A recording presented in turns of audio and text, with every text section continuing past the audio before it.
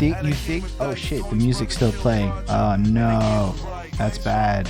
Oh well, let's hope that we don't get killed by copyright bots. Was it like a bad volume ratio, or was it like okay? Do we have to like restart for the sake of the video? You let us know, people watching this video. We at the beginning.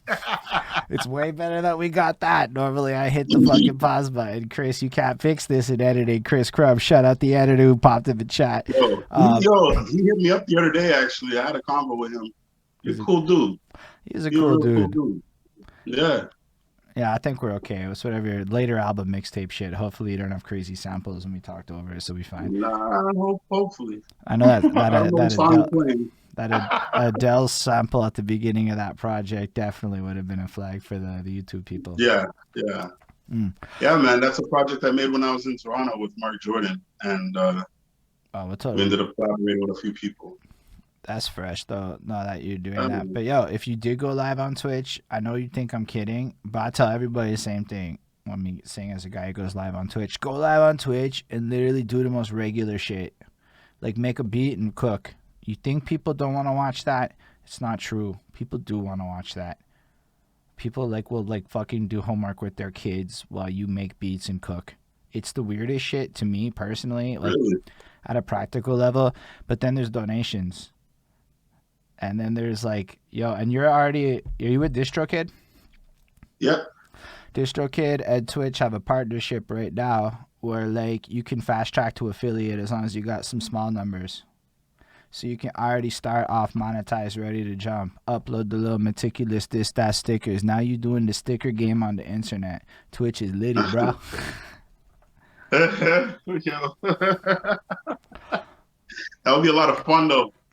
I gotta say though, honestly, everything that I do is I got a lot of love for it, man. Like, you can't be doing this sort of stuff if you just like it.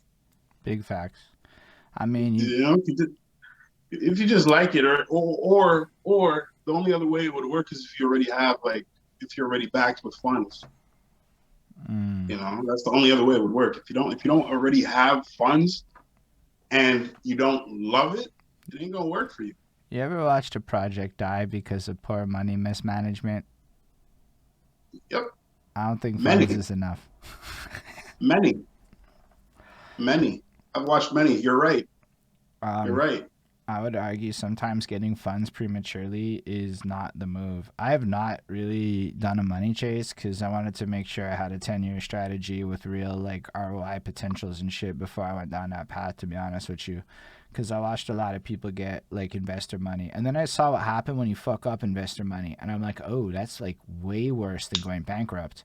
You then owe some people some shit and they're not happy with you. And they're really then it turns into a big issue. So it's before making moves, sometimes it's good to plan it out. But we can talk about all that a little bit later on. That's definitely where I think this conversation ends up because it's just how it is. Because I have a couple gems on that topic right now that I just I'm a judge somewhere important now. That's super. So that's why we're gonna talk about that.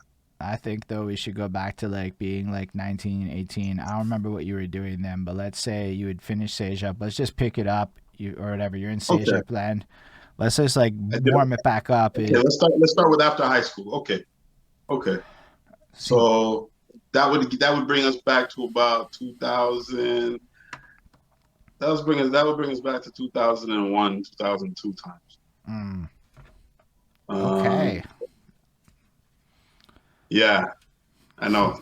Timestamp the whole thing. No, sorry. We already knew how old you were from the last time, but sometimes you just remember it again. Nah, it's good. I'm like, okay, what was happening of that year? Okay, so boom. I end up going to Adult Ed, and I go to Cartier. Okay. And I end up meeting a few people there. Everywhere that I go, I end up meeting people, and I end up keeping them in my life. There's a couple artists. There's a couple artists that I met there. There's a couple close friends that I still have from there. Went to Cartier, did my thing there, and got my high school diploma. There's a fair ton of a lot of West Island rappers end up there. That's an interesting hub, right? I don't know if people know what Cartier is. I went to Abbott. So Adult Ed. Yeah, adult education. Yeah, but And like it's all the way in Beaconsfield and shit. Like it's like far away.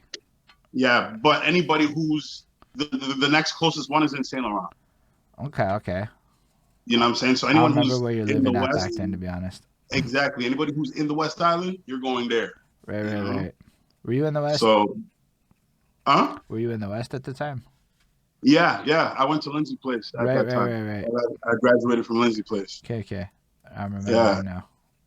yeah. And so went to Cartier, met a lot of people, got my high school diploma, and I went to Dawson for one semester, and that wasn't my thing. But I met a lot of people there. I met a lot of people there. Like the hip Um, hop peoples that were at Dawson. yeah, Because I got yeah. told that Back that then time it was like everybody was at Dawson freestyling and whatnot. they had contests and competitions at those times. Like You're like, what? you had Because yo, the rappers I don't had talk on it that much, you know? well, yeah, well, I mean, listen, this is the roots, man. Like they might not even remember it all. So expand They on might it a not bit. they might not Contest? remember it all. They had for example, they had a one week that was like hip hop week. So you had like a day that was dedicated to D boys, um, uh, um, like the breakdancers and all that shit. You had a day that was dedicated to people who do graffiti. You had a day that was dedicated to people who freestyle. You had a day where DJs came in and they spun. And then I had brought, when I was there back in 2001, I had brought on the whole beatboxing because I was a big fan of Rozelle. And Mm. so I went ape shit for the beatboxing. And that I'd also done when I would be like making beats. So that would help me like come up with ideas. So, So so you would it was fun, beatbox. man. So you would It was fun. beatbox and then flip that into making beats. Yeah, you know what it is? Like I would beatbox, and because look, when you're a rapper, you could freestyle, you could come up with something on the fly and be like, you know what? I'm gonna write this down. But as a beatboxer, how are you doing that? So I realized quick fast, the voice recorder on your phone. Right. So you would So be. that's what that was it for me. I was married to the voice recorder. You know, my mom would tell me sometimes, yo, I would be beatboxing while doing the dishes. Boy, stop spitting on the dishes. Like, mom, I'm not spitting. There's no spit goes, mom, I'm good. Trust me. That's You know what I hilarious. mean? It was fun, man. It was fun.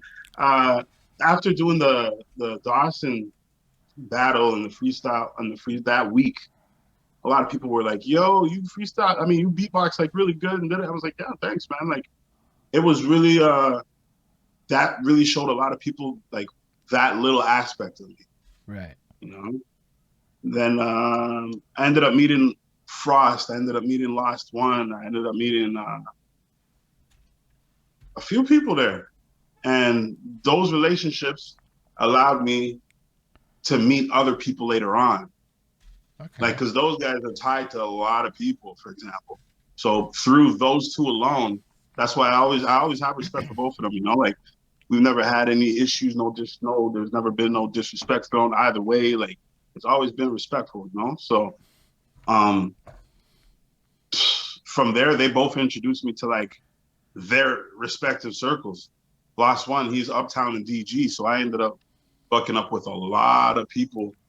That's when I ended up bucking up with like RBR and all the rest of these guys too. Frost introduced me to everybody who would be rapping from Burgundy. So I ended up getting in with both. I don't know. Everywhere I go, I ended up getting in with most people. Most people. You're never gonna rub everybody right. So what exactly does getting in with mean? Tell us a bit more about like that era, what y'all are up to, like within the realms of what you're able to discuss.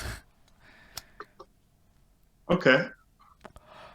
Okay. So those times, like I was still always epically involved doing music. You know, different people are involved with doing, different extracurricular activities. But then when we would come up to do music, we would focus on doing music. Okay. Yeah, I would hear different stories from different people, this happened this week or that happened that week or, this happened down the street with this guy. And, you hear different stories, but, I'm just, okay, cool. That's all right, I guess, and then I just focus on the music, but sometimes people would come to me and talk to me on different issues and different problems they're having in their own lives, so and I end up from those times I started to help people out with different, yo, I'm having problems with this, I'm having problems with that. Like I don't know. I just always been, I don't know. I have a different perspective, I guess, People come to me for that third eye perspective, So you're or the like, outside the box are you perspective. like in the studio at this point? Like, what are you doing? Yeah, yeah, I've been in studios at that time. I've been in studios for a couple years, not too much at that particular time, but I had started to go to the 1184 Saint Antoine, Mm, or no, 1180. That was it, 1180 Saint Antoine. That was across the street from the Bell Center, right. and that was the building that had all the studios It's a big of building. of, of ever. So I started to go down there, and that's when I started to even network with more musicians and start meeting more people and talking with and just keeping in contact with people. So like, when you say you're going there to network, are you at this point like actively pursuing being a beatboxer? Are you a rapper? Are you a beat maker? Like, where are you at At with that all of time, this? at that time, I was actively pursuing producing, making beats, and getting getting known as a producer. Because I realized at a young age that yeah, the rappers are cool, but it's the producers that matter the most, and they have the longest stretch of a career Mm, because of all the technical things it takes to make music. So you can now sell the skills that you have. right. I have people who, for example, they've purchased music lessons from me, and I've taught them different things, but then they still turn around and still buy beats from me because they realize that, man, even if I know how to do it, I'm not going to know how to do it because that's just experience wise. So I don't know.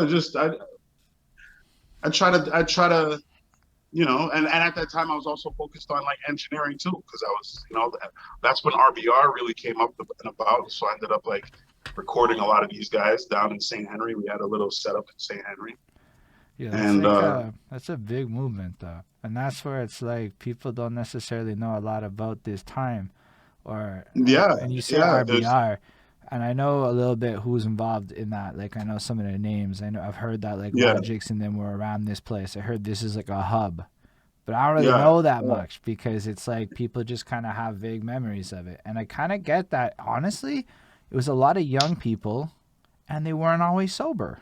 So people's memories at this time is not like the fullest. Yeah, that's the best way to describe it. I mean that is sincerely what happens. These people are all like, I'm in my early 20s. Wow, it's a blur. Yeah, let's meet up. Let's at those times you had a lot of different guys out there. Like drinking. You had a lot of guys smoking, and you had the different selective groups that were doing even more things. So it's just like you surround yourself with people who are like you. I was never much of a drinker, Mm, but when I had gotten opened up to like the influence of like weed, I was like, oh, this is dope. And then I realized how it helped me with my music, and so I just said, yo, this is over. And I started making all kinds of different stuff. And then I started that's from a young age, like probably around 20. That's when I started to just not only produce hip hop because I was involved with so much more than just hip hop. You know, um, yeah, about I don't know about 23, 24. I start working with like more people around the city, not just within the group. That's the group had fell apart mm, after we basically worked on one project, and there was a couple other projects that came out. Like I Blast dropped a project.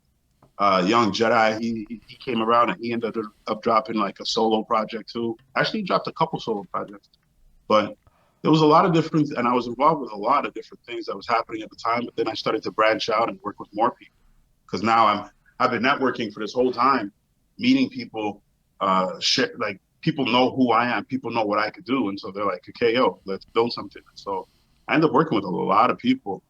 Um, There's a long list of people, man.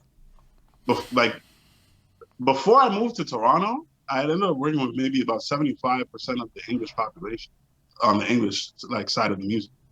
Yo, you're a valuable ass commodity in terms of like some of the bigger projects that need to happen in this city, sir. Cause Yeah, yo, I have a couple plans. I have a couple plans. I just mean like on a knowledge front, like it's where do you get the list of the names of the people to even go try to find the music on YouTube? What do you mean? So you come into it right now. You're like a person and you're like, I don't know. I want to understand Montreal's hip hop scene from like, I don't know, say 1986 to like 2000 and say, I don't know, 21. And you go Montreal hip hop into Google or whatever. You start getting a couple things. It's probably whatever the algorithm feeds you. And then you The go and top, there's based on the algorithm for that part, yeah. and then Because what? that's a very broad topic. That's a very broad, But search. how else do you do it? How else do you find things outside of who you know, outside of the word of mouth element? Now, Spotify. But Spotify's, I've done this recently. Yeah. It is such a high effort guess game to find Montreal artists on Spotify because there's no Go for the search. Montreal playlists. I've gone through all of the Montreal hip hop playlists. There are literally like outside of the French scene, maybe like 8 that even include English artists. That's how That's few. true. Okay. That's a whole other topic. I'm an Anglo artist. I'm a little okay. That's a Let me whole other let me topic. add that caveat that everything I care about for the okay, I care about the French scene a lot, but they're well documented and everybody knows everything, and you can easily get the histories and all of these things for a lot of the major significant players. But when you come Yes. to the Anglo side of the scene, there were easily 100, 150 people that were seriously influential that built lanes that lead to me being here talking to you today. And if I were to even try to find them, like, yo, it took forever to like noise labs and like these are little treasure troves that like, how do you find that name? How do you Oh my even God, there's another name, Scott C. He used to host these little producer showcases downtown on Wednesday nights, and that mm. was another networking event. So it's like when we talk about this, the history of it, right? If nobody Mm, remembers shit because they're all fucked up, the people who can remember shit, well, man, they're valuable commodities now. yeah, yeah. We're like the old people in the tribe. Kinda. And like, I just look at it like I'm Yeah. trying to take on a more archivist role because that's a value proposition I can bring to the table, documentation. And when I think about the Okay. challenge of documentation, it's like, who do you get that info from? How do you get the next Okay. people outside of my circle? I have a very glimpsed view. At some point, I hit 5,000 friends on Facebook, and then it's over. Where do I go? At that point, you bubble up Instagram Okay, but you know, it's the same even more. principle. Now it's just But twenty-seven no. thousand people, and I don't know how to filter through that. We have a different problem then. Yeah, basically. You better make sure you have a nice close friends list. Actually, I got an idea on how to deal with exactly what I'm talking about. I'll tell you after. But I have an idea on how to do it because there is technology available to manage this kind of stuff in the world, That's everybody. true. That's true. So why don't we That's true. use That's a whole other problem, but technology they to have solve solutions tech already made. issues? There's free Heck, software heck, that will solve the problem for everybody. okay. The whole world is like, yo, man, freemium is a fascinating model for small scale shit. It is. It is. And then it sucks when they're finally doing successful things and they decide, okay, you know what? Here's your fee. Mm, that's true. But ideally, you're also doing successful things. So they go, here's your fee. And you're like, I don't like you, but I can afford it. Yeah. There's that too. That's the that's the grown way of looking at it now. It's That's how the I grown way feel. of looking at it. It, You have to look at it from a perspective of business. You have to look at it like that, man. You have to spend if you're trying to gain. You know? yeah, it's like, anyway, I mean, we got to be wise. Like, let's not just be promoting vapidness here, but like, it's more, Yeah, do your homework. yeah, anyway, but like, all I'm saying is if it takes the tech company 4 years and shit to get to where it needs to be at, then I can afford 4 years of growth. Also, I'll take it. Like usually, it's a Yeah, good 4 to 5 years before the tech company's really gonna flip it on you like that, unless they get some angel investor shit. Upon which, find somebody that's not doing that well. yeah. Um, Anyway, so you're basically cruising throughout the 2000s then in this early era. Like all of the 2000s then is just you bopping around networking and meeting Yeah, people yeah. I'm in just this literally like and this is like 2000, 2003 yeah. till like maybe 2000 and maybe seven. By this time, I'm now working with like my solid like I have a little group of people that I like directly work with. Um Fair enough. Yeah. So are you like build you have a studio you build for yourself or you just kind of like how do you Nah, nah. The whole for a long time I've known there's the guy here in Montreal. His name is Yan. I've known him for a very long time, and man, I've known him since this guy named Mr. Wells. He brought me to a studio downtown on St. Catherine Street one day. This is back in like 2002, and he brought me to a studio, and it happened to be this guy named Yan Simon. And so I'm like, he's a short little, he's short man, but he's really good at what he does. So listen. I always crack jokes. I'm always, hey, what's up, little man? How you doing? You know what I'm saying? Like, that's just it. Like, he's a short dude, but he's got a big character. He's got a big character, and so so I've always been cool with him. We never had any issues. So I've always been. We built a trust, I guess. Like life happened. We built what we built, and at that time, we had lost contact with each other. Turns out he had moved to the States and he was building stuff with his family and stuff like this. And so I lost contact with him, and he came back to Montreal now. I would say maybe about 2010, 2011. I end up re-meeting up with All right, Mr. Wells. so we'll get to 2011 and 2011. Let's go back to 2002, 3. So Okay. you're with those guys. The group breaks Yeah. up. You've now established your network and whatnot. Yes. Well, Okay. So by the time I start working with other studios. so is this like you would like? Are you like engineering then in other people's studios? Like it was almost like they had the space and you Uh, would show up, or are you like making beats I would. there? Or Nah. I guess you could say I was more like a Diddy. I would come to your studio sessions, different artist studio sessions, and help their studio session make it even better, make their song better than what No, redo this part, make it sound more like that. Like I've been coaching different artists, like in regards to that since I was recording back in RBR's time, 2000 and like 2003, 2004. So so I understand artistry of how you're supposed to conduct yourself in front of a microphone in the studio versus how most people understand how they're supposed to conduct themselves on a microphone on stage. I understand Big what that difference. means. I Big really do. I difference. do. Yeah. Yeah. So those times I would be basically going to sessions with artists who are rapping on my beats and, making sure I'm there. Like back in those times, it was not a thing about just sending beats out and hope for the best, hope they pick something. It was more a thing about like for example, I remember meeting up with Boy Blue, and this was when he made Main Chick. I remember sitting down with Boy Blue, going to meet up with him in LaSalle, and we sat down at one of his spots, and Jericho was there at the time, also. By the way, yeah, that was yeah. Oh, Jericho, I hope this guy's doing good. I have no idea who that is. First yo, person to say that guy's name ever to me. oh yeah. Like I said, man, people like blitz through the 2000s when they talk to me. Or Oh if man, no the only man. people There's who so go much. into so the only people who go into detail were more the other side of it.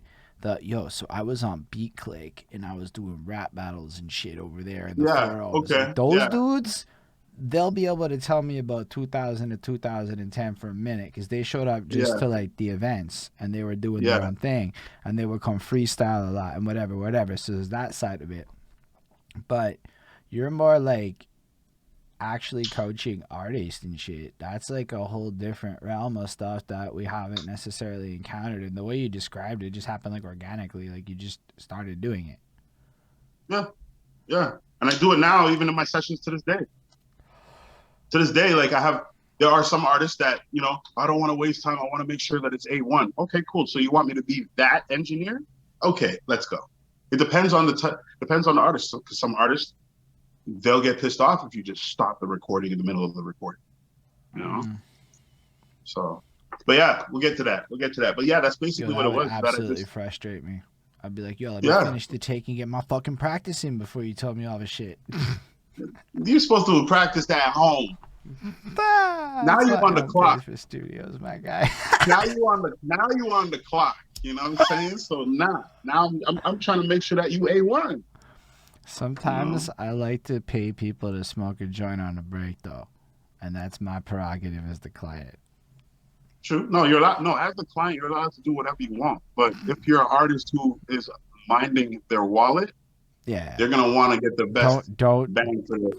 On the real, it is when I thought about how many times I paid people to smoke weed with them because I wanted to take a break, I was like, oh shit. Actually, that's actually probably like I've dropped in my life in the ballpark at like $300 to $400 to smoke weed with people. And that's a small amount. Yeah. That's a small amount because I know people who could easily say that they've paid about $1,000 worth of money and that $1,000 is used to smoke time. Just to smoke. I mean, straight up, like you'll be like, here's the context. You do it like because you smoke right before you go in, right? Everybody, you smoke a little bit, right? Yeah. You walk in, but now you just smoked a whole bunch because you always smoke a little extra because you're trying to like, I'm gonna try to hold out. So now you're a little too high for a minute, so you talk and waste 10 minutes just blabbering your fucking mouth. Facts. And then, which is fair enough. Setup is gonna take about 5 minutes to set up. Yeah, and then you do that. Set up the project. And then then it's about like 5 minutes of just sitting there listening to the client talk because he's too high and doesn't realize, yo, time has begun, buddy. And then you get to your rapping and you're finally in the zone. 45 minutes, an hour goes by. You're like, bro, I need to smoke a joint. 15 minutes goes by, back at it. My engineer just mixes the whole time. He doesn't smoke with me. He's just go on the fucking balcony. I'm like, fair, do your thing. But that's why, to be fair, that's why I moved to like the apartment. I'm like, nah, I don't want to be efficient like that. That sounds like stress. So I built this shit at home, and that's why like I can take 6 hours if I want. Yeah. COVID forced a lot. Like that's when I started to tell people to start building their own home studios. That's when I built mine. Okay, that's fresh. I mean, we'll definitely get there, but that's we'll get there. No, but even then, like, it's going to be all over. I like you, Metikulus. It's what we have rapport already. We've had conversations. It's not like I don't know shit about you. But just because I said I understood, though, and maybe people don't understand, what would be like a main difference for the people from the As a Metikulus on studio mics versus live performance mics? Mics. What would be like a Metikulus tip there? Okay, so boom, I have one of each. Run it. Viva, for example, she came by to do, she did the video performance for the Canadian Hip Hop Food Drive. Yo, straight up. And so, so what ended up, that happened in December. And so I had sponsored that, like my company, we'd sponsored that event. And he'd asked me about artists that were, performing. Shout out to Justin Gunderson, you know what I'm saying? It's the Dynamic. Yeah. I don't know what happened there. It's all right. I just did it myself. We're in the same boat. Right. So yeah, we're 1 for 1 now. So yeah, he had hit me up and I was just like, okay, you know what? Let's do it. And so we ended up sponsoring the thing and I got Viva. Oh, he had asked me about performers and I was like, yo, hit up my girl Viva. So he hit up Viva and then she gave me a couple ideas and I'm like, okay, so we're going to make sure that this performance is on point. So what we end up doing is end up doing the performance here at my house. Because now that I have like the studio set up, I'm like, yo, I have the ambience. You know what I'm saying? I have the visuals. I have what's going to make it pop. So she goes, okay, we'll do it. And so we do the thing. And, I doctor up what I got to doctor, and I send it in, and it was gold. Like it was a lot of fun to do. So what microphone we ended up? I obviously didn't want her to use the studio microphone that I have. I have and what is that? It's a Rose NXTA or yeah, something like that. And I have a SM58 performance microphone. So I was like, yo, I have a performance microphone. There you go. You know what I'm saying? Or what is that? The 58 or the 57? Of course, the 58. Everyone has the That's 58. the 58. I don't know a single person. Everyone I know has a 58. It's like, yeah. because they're like, hey, they're good. Yeah. They're affordable enough. It's a good microphone. It's a good microphone it's the best bang for the buck. And y'all can afford one. The best bang for the buck for a performance microphone. And that's, regular wired, standard microphone. Everywhere has that specific microphone. Even Golden Jenny from Norway has the 58. She just said that. You see what I'm saying? Like, I know people who have the 57 and the 58. But like everyone, Metikulus. We don't all know everyone. So stop this. I know a few people. I know like the next wave, and you know both waves. So you know people before the 58. Yeah, basically. Basically. So yeah, that's what we ended up doing. And we sent in the performance, and it was really, man, I really enjoyed watching the performance, man. Like it was really good. But yeah, that's what the difference is that okay, so the SM58, 57s, all of these microphones are performance microphones. The actual mic is directional. Exactly. So you sing in front of it. That's it. The problem that most people have is not now. What happens when rappers pick up a microphone? Nah, where's your okay? Perfect. Yeah, that's what I was trying to do. The rapper thing. Show that for a second. Now, the problem with that is if the microphone is what is we are supposed to be talking into, you're completely covering it up, which is why rappers sound at performances are always garbage. Now you want to hold it like here for real. Yeah, and you want even to make a little sure, higher works. Yeah, I just grabbed it there, but you want to make sure there's like you can see the black between like your hand and the grill, because if you're touching the grill even, it'll like break up the airflow. The microphone will pick up your hand's movements on the grill. And it's facts though, like, but yo, also you have to like practice like moving, right? Because if you go like this and your hand goes like that for a quick second, because as you can see, as I'm doing it over here, I'm moving to this mic, and as I move away from this mic, right, you hear me sounding like shit, and then I move in and out and whatnot. But that happens like this as y'all dancing around and stuff too. So I watch a lot of rappers, and you watch the mic, and they're like, bro, bring it back to your face. Seriously, this is a broken microphone. You can use a fucking comb, but like take some time and I use this because it's weighted like a mic. And I literally before a set will practice with the mic in my hand, because you want to make sure that like it's like I know you're comfortable, but it's also like there's a little bit of like you don't want to like feel that tiredness 3-4 minutes into your song and go, oh shit, maybe I need a little bit more like strength training. Yeah. The smallest things count though. The smallest things count. What's up, DJ Overflow Montreal? Welcome. Hey. Honestly, I like to say hi to the Twitch peoples when they come through, encourage the chat. But everybody here is having a good time. You're a wonderful guest. It's great to have you. We just got to talk about that. So what's the tip for studio mics? You want to go for warm sound. Warm, dry. That's the best thing. So it's not just about the microphone. It's also about the treatment.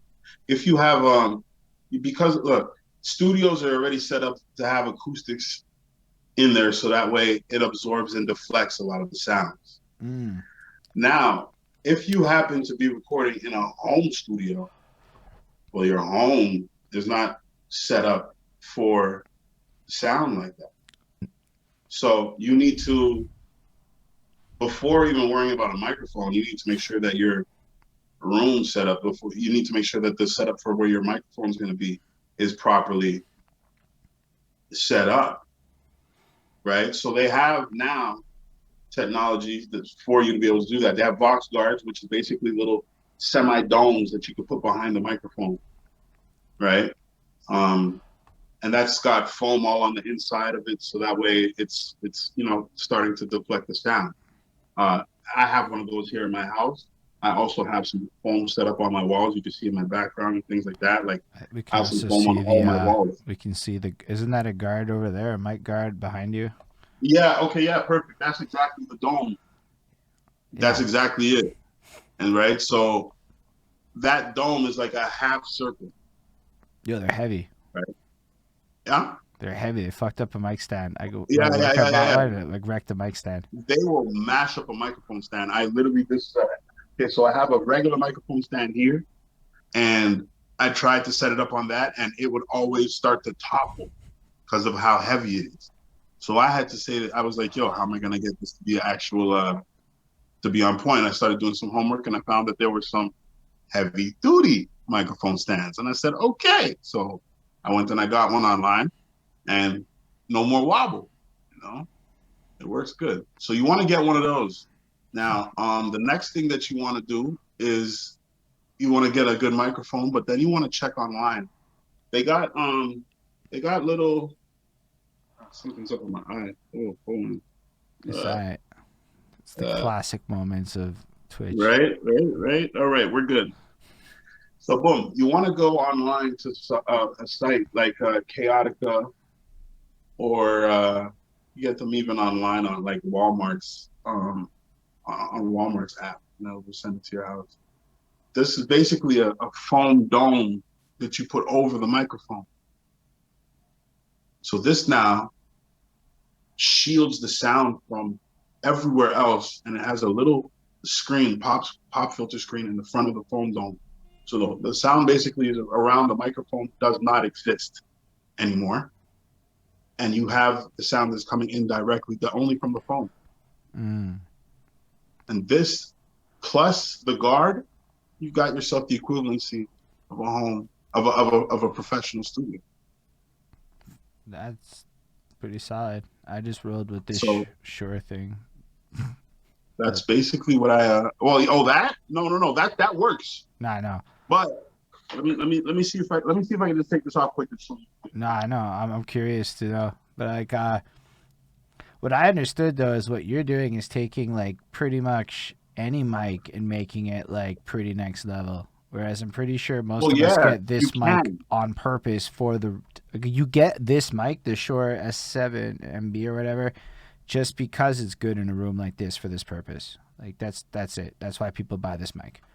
Yeah, it works good for that. But like when you're looking at recording audio, like that's why I got the Rhodes, because the Rhodes is known for having really warm sound. It's known for it's really warm, really crisp. When you have no effects, no, it's just dry, perfect. This was the company from work said we need voiceovers, and yes, you can make music on it. And I'm like, good enough. Send on. It is the only piece of gear I don't own. Anyway, that's fucking cool. Whoa, that is way huger than I thought it would be. Well, the hole for the microphone on the bottom, right? Because it sits directly on the mic, and that's the front. So basically. Okay, so this is really for like when you have a really good mic. Well, yeah, it's got to be the condenser microphones. The microphone, it's $375. So yeah, I got like the this guy like I know that it's not like really, it's not good for like sensitiveness, like, right? So it basically picks up here and then it gets shittier the farther out. And then there's the other kind of mic that's like mad sensitive and picks up like that's what I'm talking about. That's what I'm saying. I can't remember which is which. So that guy, if you have one of them mics, shit. This is a really good hack, yo. This is a condenser microphone you're talking about that fits into here. The microphone you're using is a cardio. Yeah. What you said. I know the words and I know what they mean. So don't get me wrong. Yeah. But like the fact is, those mics, like Straight up, I didn't know that was a thing. And you're saying these things are affordable. And so, like, if I'm going to go cop some shit in the future, it gives me more options. This specific phone guard, $60. Walmart app. Straight up. You could go on Chaotica and get it. This is also like on Chaotica, it's called the Chaotica Eyeball. You could get their own and it's like $199.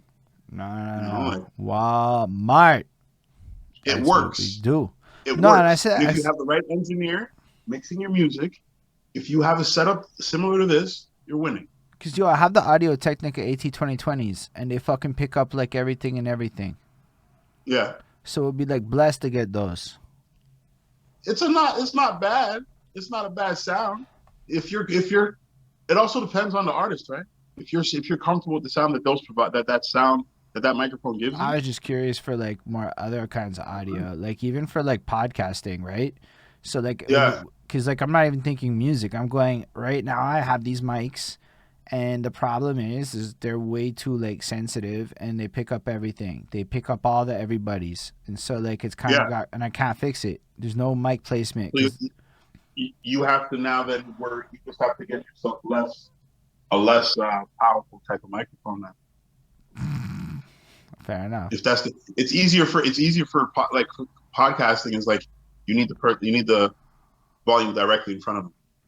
So the SM58s would work. You just have to control the gain. SM58s are expensive as fuck. But I don't know if I want 4 of those. They resale at the MSRP practically. There's that longevity, right? Like we're talking about, like you're not getting a deal. They do not go on sale. Exactly. Exactly. It's like the same thing with the machine, all the machine shit, right? Like if you get it online, you'll be like you're getting maybe $100 off. So allow me to be clear. You can podcast on a lapel mic and be just as successful as somebody with an SM, whatever. And I'm not even kidding. It's fucking podcasting. That's why I'm like saying it like that. You can even get those little. I'll be seeing ads on Facebook for little wireless lapel mics, bro. Yeah, those things work. Those things work too. And they got like wind shit built in so that you can go outside. It's crazy. Like I spent a lot of money. Crazy. I spent a lot of money to get started to find out I needed like fucking like $100 to get started, and I felt kind of dumb, man. I felt kind of dumb when I realized how much money I wasted buying. Not wasted, okay? Like yes, everything had value and purpose, but you could have spent less if you knew more. Things faster. I could have started faster. I could have, it's all coulda, shoulda, wouldas, but I think it's worth expressing it for the sake of the wisdom gained. You got to also remember the price of technologies is always, as time goes forward, the price goes down. So when you were thinking of starting, the prices were not these prices. Nah, we're close enough. It was like 2016. Oh, okay. Yeah. Then that's you.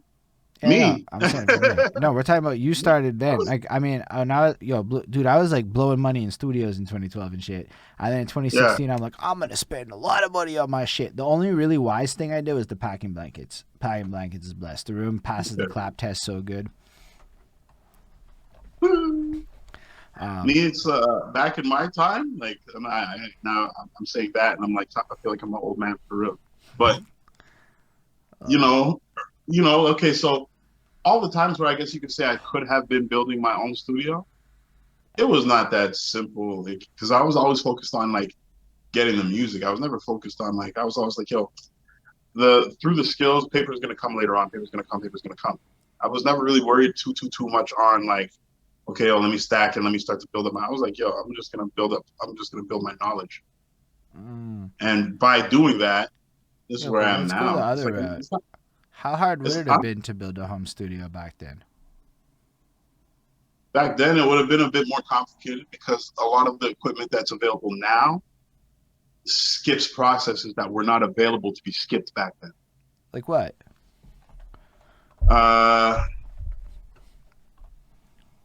For example, new sound cards, all the sound cards that are around now.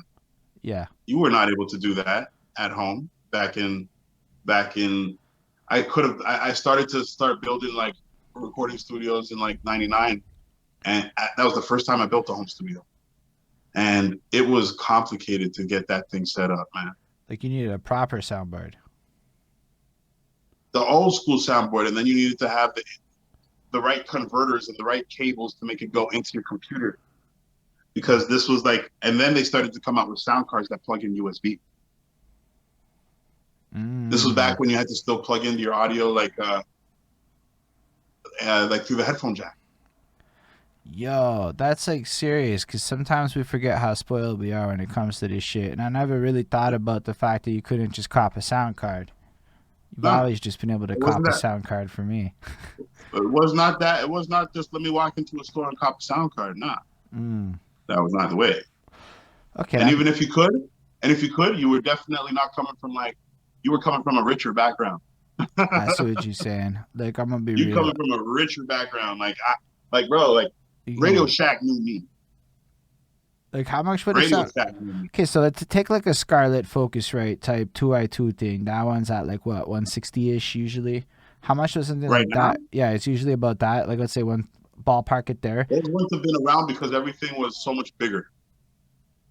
Shit, eh? So like, they don't even have that option. So you literally just have to buy the fucking $5,000 guy. Buy the big studio gear. Shit. I literally would go to Steve's and window shop, bro. Shit, like that's when did this stuff start coming out? Well, all the main equipment that they really started to come out in like '99, but they were like, they were kind of pricey, man. Right. No, but like, so when does it become like accessible? The newer stuff that like you can start to do at home, yeah, those started to come around like, I guess you could say like early 2000s. Yeah, 99, 2000. Before that, it was all big gear, old gear. Like, as I was telling you in the last video that we did. But even then, like, even computers costed more, and like, let's be real, everything was a harder thing. Now that I'm thinking about it more, even the internet, all of the things. Okay. And the internet was AOL, and that was over the telephone, so you only had a certain amount of dial-up speed that you had at the specific time. We don't have no speeds that we have now. We spoiled today. Fair enough. Every piece of technology exploded, and that's what's allowed us to be able to now take advantage of the fact that we can build your own home studio, send your vocals to an engineer, and Merry Christmas, wait for your song. That's literally what my life is today. Exactly. Merry Christmas. Plus, we could do it live, but like my website is set up so that way you go to meticulousmixing.com. Selfless plug. It should be popping up through the thing. There's an upload section where you could straight up upload your zip file and send it to me.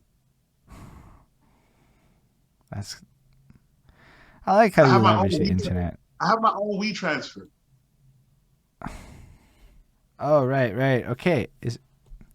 Yo, I get expired links a lot because I never got around to doing anything with WeTransfer. But I get my own WeTransfer and I get 30 days to download whatever I need. I don't take 30 days to get your file. Don't get it twisted. But I get 30 days. Okay. All right. I like that. I like the fact that you just leverage what's available to put that into your ecosystem. And nobody's project's going to be bigger than that if they zip it, right? I have 10 gigs, bro. Okay, you're fine. Everything's going to be smaller. I can work on movie files. That's the next plan for me. Is I want to start scoring movies. I want to start scoring things. Well, I'll be blessed. I think that's like it's a cool thing. Well, let's go back to like 2003 because that's where we are in your story. We'll keep tangenting. Okay. It's okay. Now curfew's kicked in, so people will finally start coming. Oh, yeah, that's true. Curfew is literally on now. Nah, I'm gonna see. Yo, these guys are crazy with the riots. Yo, I'm like sitting there bamboozled a little bit. Now, here's the thing. I'm all for everyone's right to like vocalize and protest and to like, express your opinions and whatnot. But, and this is just my opinion, you should have a plan that has a success threshold that is worth pursuing and some follow-up action in place. And nothing has been communicated to me that I believe will be any level of effectiveness.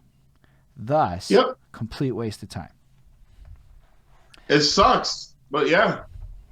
Because there's no organization behind it. It's just It's just a bunch of, and then you have the protest. Cool, no problem. The riot, the vandalism, all the what do the stores have to do with it? I don't get it twisted, because at the same time, the flip side of the coin is, what is a peaceful protest going to prove? But it's like, yo, like I'm kind of sitting here bamboozled at this topic. Let's go a little bit back. 2012, year and a half, red squares, pots banging. They did it, man. They followed the game plan, and I wasn't part of it. I watched. They stuck it through and they ran it. And what the government do? They changed the law and made it like illegal to do that. And now and I'm like, okay. And then since 2012, in that situation, I have seen protests. But my real question is, has this done anything on any of the issues? But you know what happens? You know what happens at every one of these big ass whatever protests? Problems. So and the police get great photo ops, and shit gets a little more draconian. So it's like, I hear what people say when they're like, rights to protest and what we just gonna go and do is take it. But I'm like, if y'all really want to win a war, like, go read The Art of War and learn about that enemy and strategic ways to move around it, when there are viable ways to create the data you need to prove your point without even leaving your house. So, like, anyway, I wrote a Facebook post just to back up my shit if anyone wants to see a viable strategy on how to protest from home. It's hard. It's real hard. And then you need democracy on your side. You really need, like, hundreds of thousands of people to be on your side just to open the conversation gate. Now, if you ain't sure you're getting that, maybe you shouldn't go outside right now. What is 5,000 people? Like 0.0 something of our fucking greater Montreal population. Y'all a blip. That's what I had to say about that. Learn some stats and relativities and shit. Yo, I'm irked at this. Somebody accused me of some twisted word shits, and I'm like, what do you do? You're a keyboard activist. That's my new thing. But I'm gonna like think about that a little bit more. But that's what it felt like, keyboard activism. This is it's COVID, man. It's 2021. Everyone's a keyboard activist, man. Everyone turns keyboard flexing. It's all about how fast you can type now. It's like, look, and again, I'm okay with people wanting things and being frustrated and all the other things that kind of come with this situation. Nobody's happy right now. But, like, I'm not for things that encourage the government to go more aggressive. That's kind of where I'm at with it. That's what's going to end up, but, for those who know. Anyway, sorry. I got a little, it was in my heart and soul. Yeah. Oh, man. I got you, man. No, but it's like, anyway, because they set up protests all week. You just saw it all over Facebook and stuff. And I know people who's sharing this shit. And it's like, yo, this is one of those topics where it's like, man, we are going to a lot of be divided in the artist community on this shit. Because a lot of artists are on both sides of this fence right now. Artists, it's the same thing as the COVID vaccines, right? Like, there's a lot of division right now. Yeah. There's a lot of division. And it's bizarre to me. It's like everybody's operating on two distinct data sets that don't communicate with each other very well, because our concept of facts and reality are just based on completely different things. So it's like, how do you bridge that gap? A lot of people gain their facts from Facebook without the Google check. Even the Google check, it's not fair to judge them. I do freelance writing for SEO optimizing content and blog writing. Yeah. I can tell you that there are pages that rank that I have written, and I don't know. I made up some stuff here and there. I fluffed in my ideas. What I mean by Google check, fam, if it's not covered by an actual, like, for Montreal, listen, CTV, in English, right? We got CTV, we got the Gazette. If it's not like a global, if it's not one of these like main like big one, I'm not paying too much attention. Yo, do you read it or do you watch it? Both. I like that. It's a good answer. Because both. I find that some things you have to read, some things you have to watch. Clarify that, please. What do you have to read? Well, look, some articles when they come out, they're only available for you to read. So I listen. If you want to know, do what you got to do. I can read. So I find that Mhm. like there's a difference between consuming news via video where somebody has a tone of voice and visuals to like really add that extra layers of manipulation versus words where at the very Yeah, least you can think about the language being used, and people don't necessarily think about that when they're consuming their content, so they're not hyper vigilant to tone of voice and how, if you're like, let's say you really like a creator, and I'm gonna accuse Philip DeFranco of being a biased fuck here, but like honestly, okay. that guy has politics that he skews into the objective part of his show all the time, and he's very subjective with his reporting, and he very much politicizes news articles for what he believes in, but he Yeah, does yeah. this under the ruse of objectivity. So it almost skews the definition of objectivity to his audience because he doubles down on this objectivity. That isn't happening in the fucking text because you think about the words. True, true. Yeah, but I mean that's he's found his niche, right? Yeah, but everyone in video is doing that. They find what works for what draws their most attention, and But they stick with, even if it throws them off of, even if it throws them off of what's even legit. mm, I was just, I guess, thinking about it from like more of a consumer perspective. If you consume it from that point of view, you don't gain the same Yeah. level of critical ability to filter through the what's objective and what's subjective. Well, at that point, listen, like now it's a thing of this. Like you found one source, go double check, go triple check, go, you know, go do Mm, some homework on it before you press share. Make sure it's legit. I respect that a Make lot. sure, just make sure you know, like, yo, people like I now that this whole COVID situation is happening, there's a lot of things that I think that different people around me should know. So I will listen. My phone sends me notifications on stuff that's happening on Montreal Gazette now because of how much times I've clicked on it. Me too. You know what I'm saying? Like my phone tells me what's going on when there's a new article that happened on DC. Something happened with Ray Fisher and my phone tells me because I'm so caught up in this stuff, man. Like like I get these notifications now. But you still read a lot And of it's it too. crazy. I like that. It's crazy because your phones really study. Okay, so, Crazy. so check it. You want to just went on that one. I do this shit with the New York City folk, right? And so we're shooting the Yeah. shit, and I swear I checked my phone after my last interview, and it said, "Are you planning a trip to New York City? Here's some recommendations." And I'm like, "What the fuck, yo?" That Yes, was, sir. I guess, Yes, somewhere sir. in the middle of that conversation, I said the word trip, and bet even now it's gonna say some shit like that after. Yeah, it's gonna ask you again. Now it's gonna probably ask me. You know what? As much as you think I hate it, I've gotten some good deals off of it. I've gotten told about products I want off of it. I am really okay with buddy, this.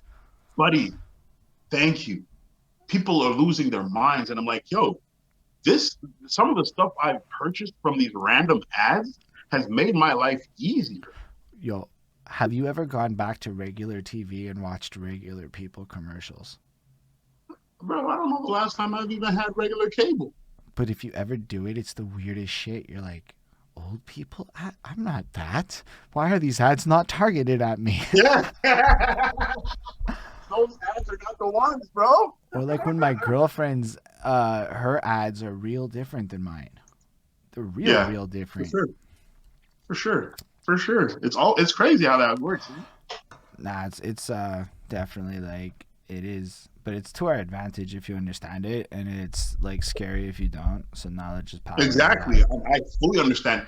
Now that I understand how ads work, I'm like, yo, keep them bad boys going.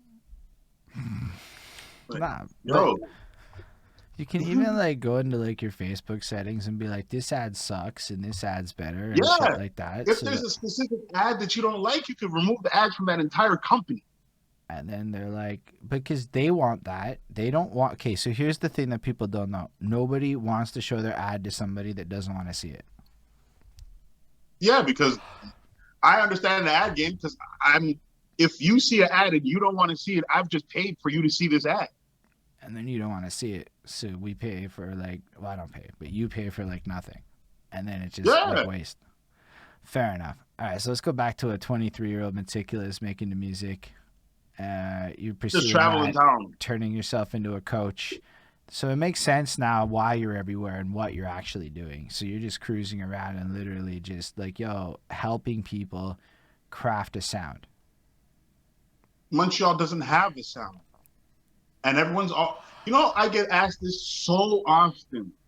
Yo, why does Montreal not, what's going on? How do we make Montreal better? Yo, there are many avenues and aspects about that question that like, that's like asking me which flavor is this cake, but this cake is made out of, is like a Napoleon cake, right? And it even has like carrot, even has, and the top layer is cheesecake. So it's like, like, I don't know. There's a lot of different aspects to it, man. There's a lot of aspects.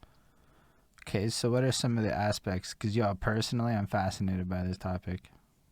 Boom. We can save it till later if you want, when we're more loosey goosey. One aspect we could talk on. Well, we'll go through a couple, right? We'll go through a couple. You have, and I'm not trying to talk down on anybody in any way, shape, or form. Nah. Let's make sure we get that disclaimer out first. Try to avoid names. No names at all. No names at all. Fair. We have producers here who chase the sound of what is already popping instead of sticking to the sound that they can create. This flaw in itself, which means, okay, so that's not the flaw is they don't have a sound at all to begin with then, because the sound of the industry is changing on a daily, it changes so much that if you're chasing this sound and then you're chasing that sound, but then you're chasing this sound, but then you're going backtracked over here because that's what's popping this week, you don't have your own signature sound.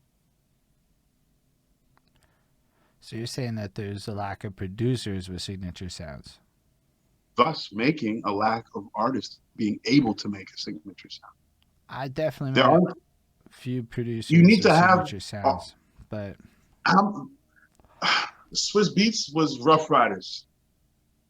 That whole sound came out and everybody was on his style of beats. Okay, that's a big point then. So what you're saying is you need a producer to back a collective of artists that make some noise, that define the sound. An advantage that everyone understood before that Montreal does not understand. I think that a lot of the underground, you know what, you call it Montreal. I've done a little homework in the places that are not near Montreal, and it's like, no, it's everywhere. Okay. Everyone, but there are a lot of places. That Atlanta meme wasn't just used in Atlanta. It was like you would just swap it, the one that showed the staircases with Atlanta being like fucking lit, and then everyone in your city like. Oh, okay, yeah. I saw that from like 17 cities, my guy. Yeah. So it's like it's a real thing, because I think there's a lack of what you're describing. Something I've seen though with the youth, and I say this meaning like 16 to 22, is a return to collectives. So as you're describing it, it's basically the collective.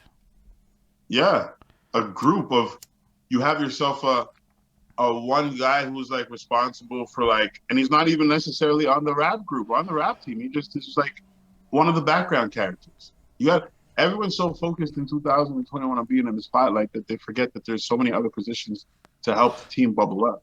But the other side of that, just as an MC popping in, is go find me a guy playing one of those other positions that isn't asking for $1 in this. Yeah. And it's like, okay, cool, I want that too. All I want is a collective, but you try finding people to work for free. You can find people to work for small money, but that still is bills. Yeah.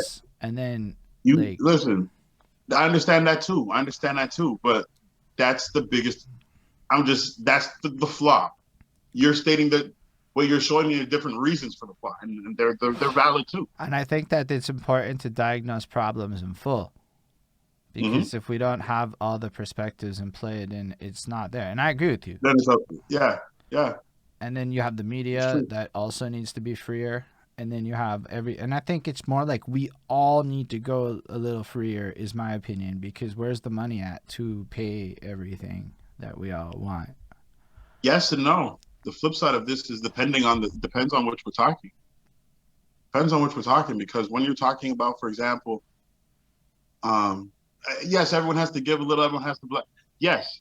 And for example, like you can't do that with, for example, studios, because when a man goes to a studio to buy his equipment, he's not getting any discounts either.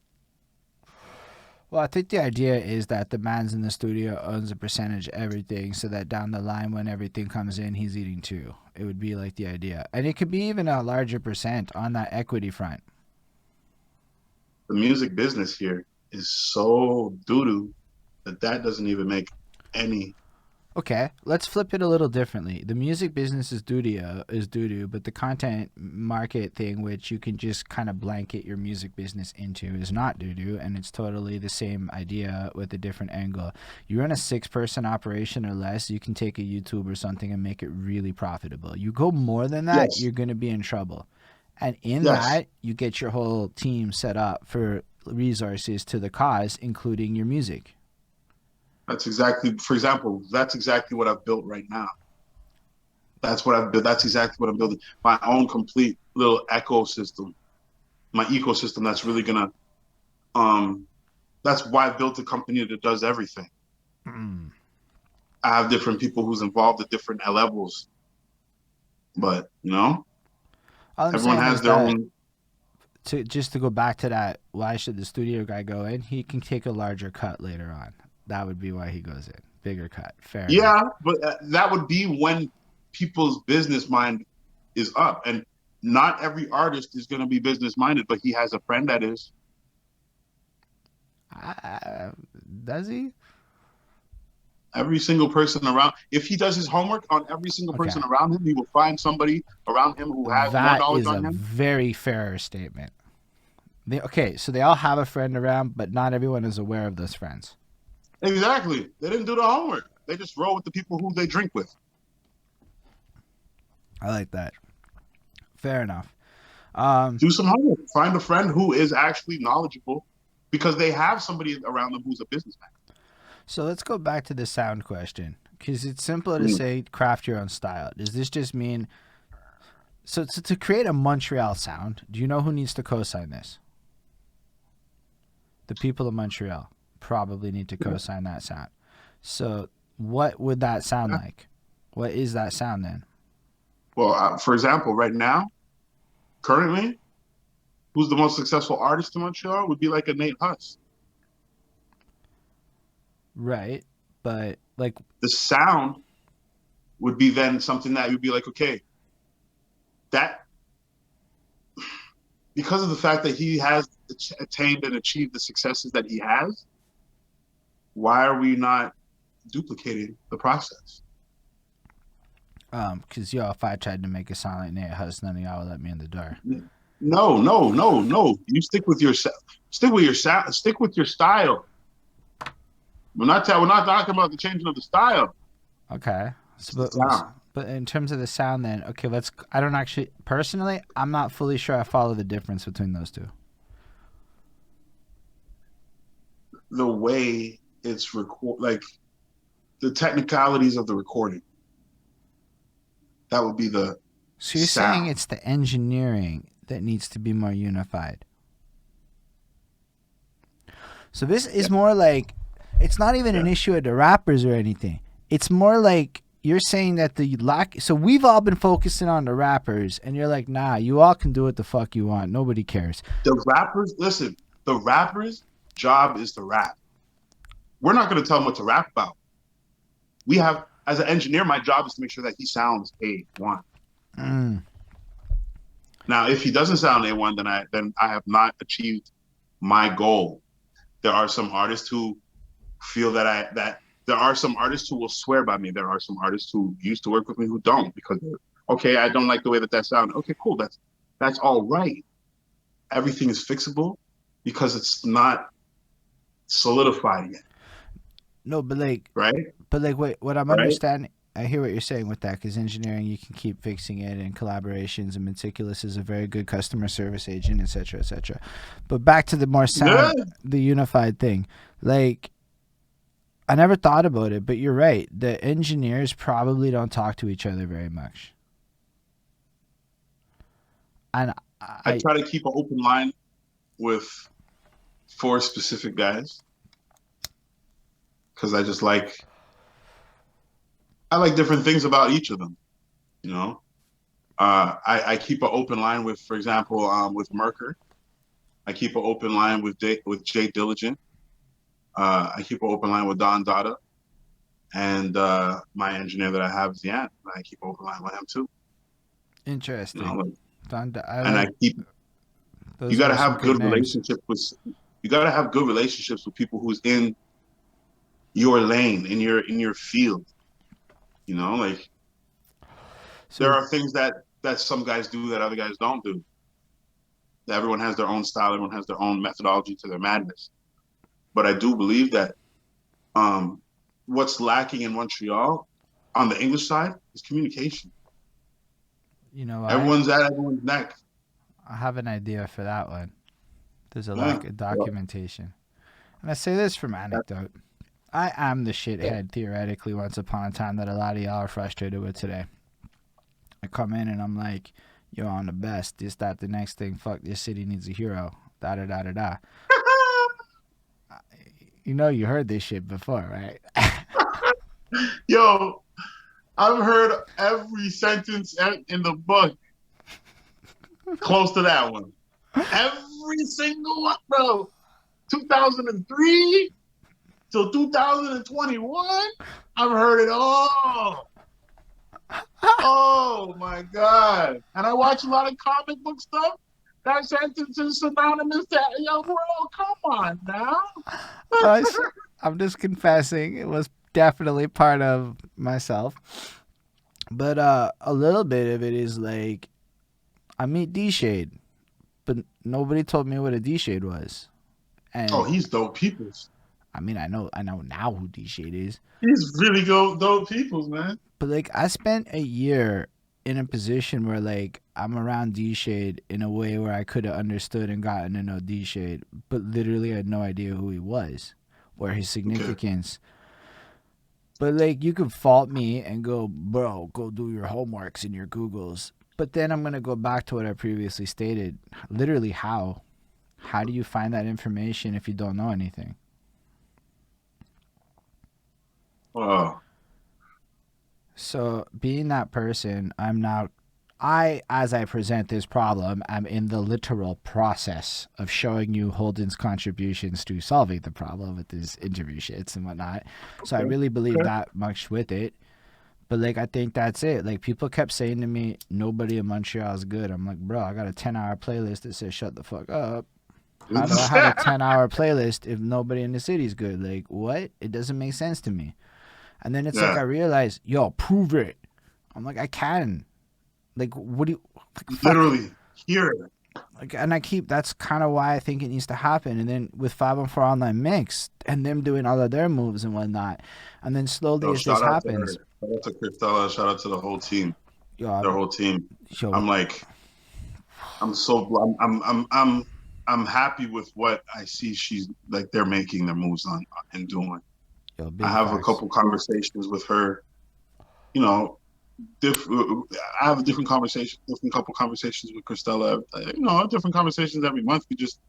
I randomly check up on her, see what she's doing, and like I'm like, okay, well, let me see what I could do. Like right now, I just got okay, so boom, she has I seen that she put up a post one day saying that she wanted to get some radio hosts. And I said, oh, well, I know some people that'll be really good at that. And so, for example, this chick on Facebook, her name is Nika. I sent her to Christella. I was like, yo, she's definitely a character, and you definitely want to have a couple of her radio shows because she has a lot of interesting things to say. So just throw her on the radio. Yo, you'll get a lot of different people listening. So that they started talking, boom, that went through. my boy who like we're right now, I'm right now like helping my partner, my boy who basically I've known for a very long time. I've known him from like like church days.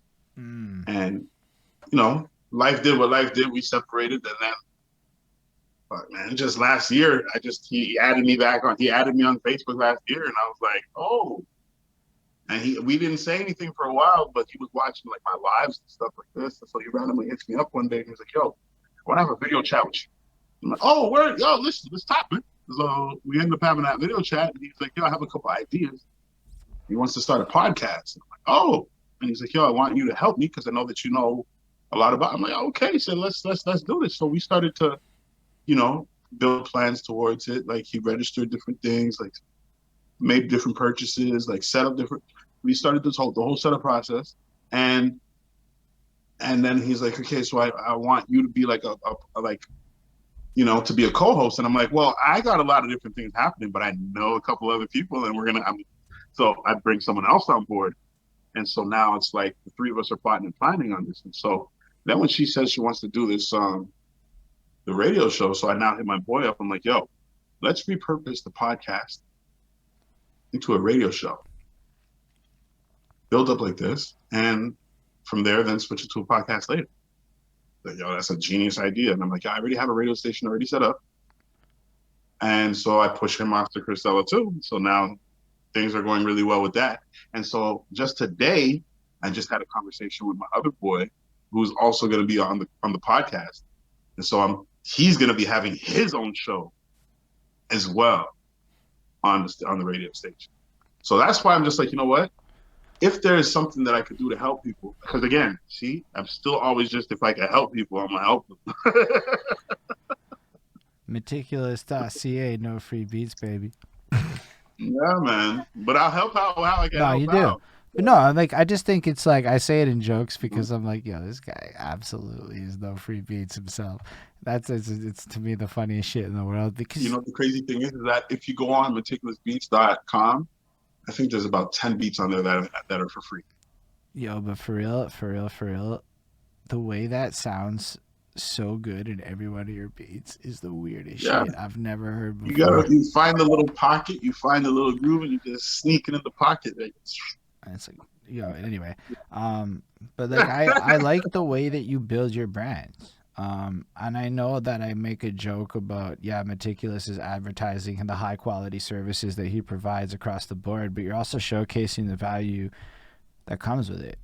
So yeah, I think it's cool that you do both. Like a lot of people in the world in a position like yours would maybe go a little harder on the for profit and a little less on the help people. And that has in fact hurt a lot of things. Because when you look at like New York City's story, there's cats like Poison Pen and other people like that are just notorious for linking the right people to the right situations. And you know it's not notorious in successful cities? Showcases. I know. People don't like them. I know. Promoters like them. Promoters who offer tickets like them. Anyway, sorry. Let's go back to Metikulus in 2003 again. 30 minutes. Okay, later. Man. So boom, let's dive. So boom. Last time we spoke briefly on the RBR tape that we recorded at the St. Henry studio, and we did our thing, and that tape, it got me, like, I'm still known to this, like, people know me as Metikulus, but one of my AKAs is, yo, RBR, wagwan.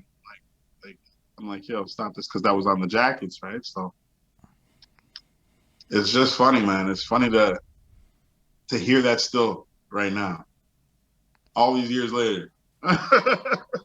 Nah, I mean, from what I understand, it was a really great project, and it moved, and people who have it like brag about having it. Like, to this day, it was a really big movement. It was a really big movement. Like, how many people are in this movement? So how many people? Oh man,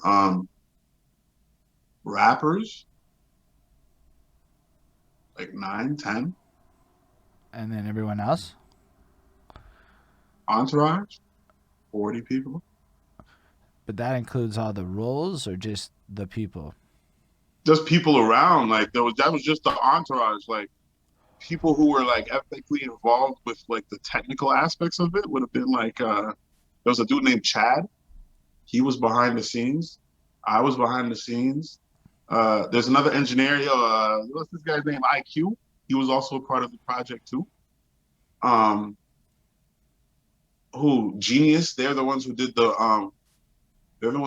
artwork, and well, they're the ones who took care of the duplicating of the CD and stuff like this. That's what they had they had a whole company. Now they do like 3D stuff.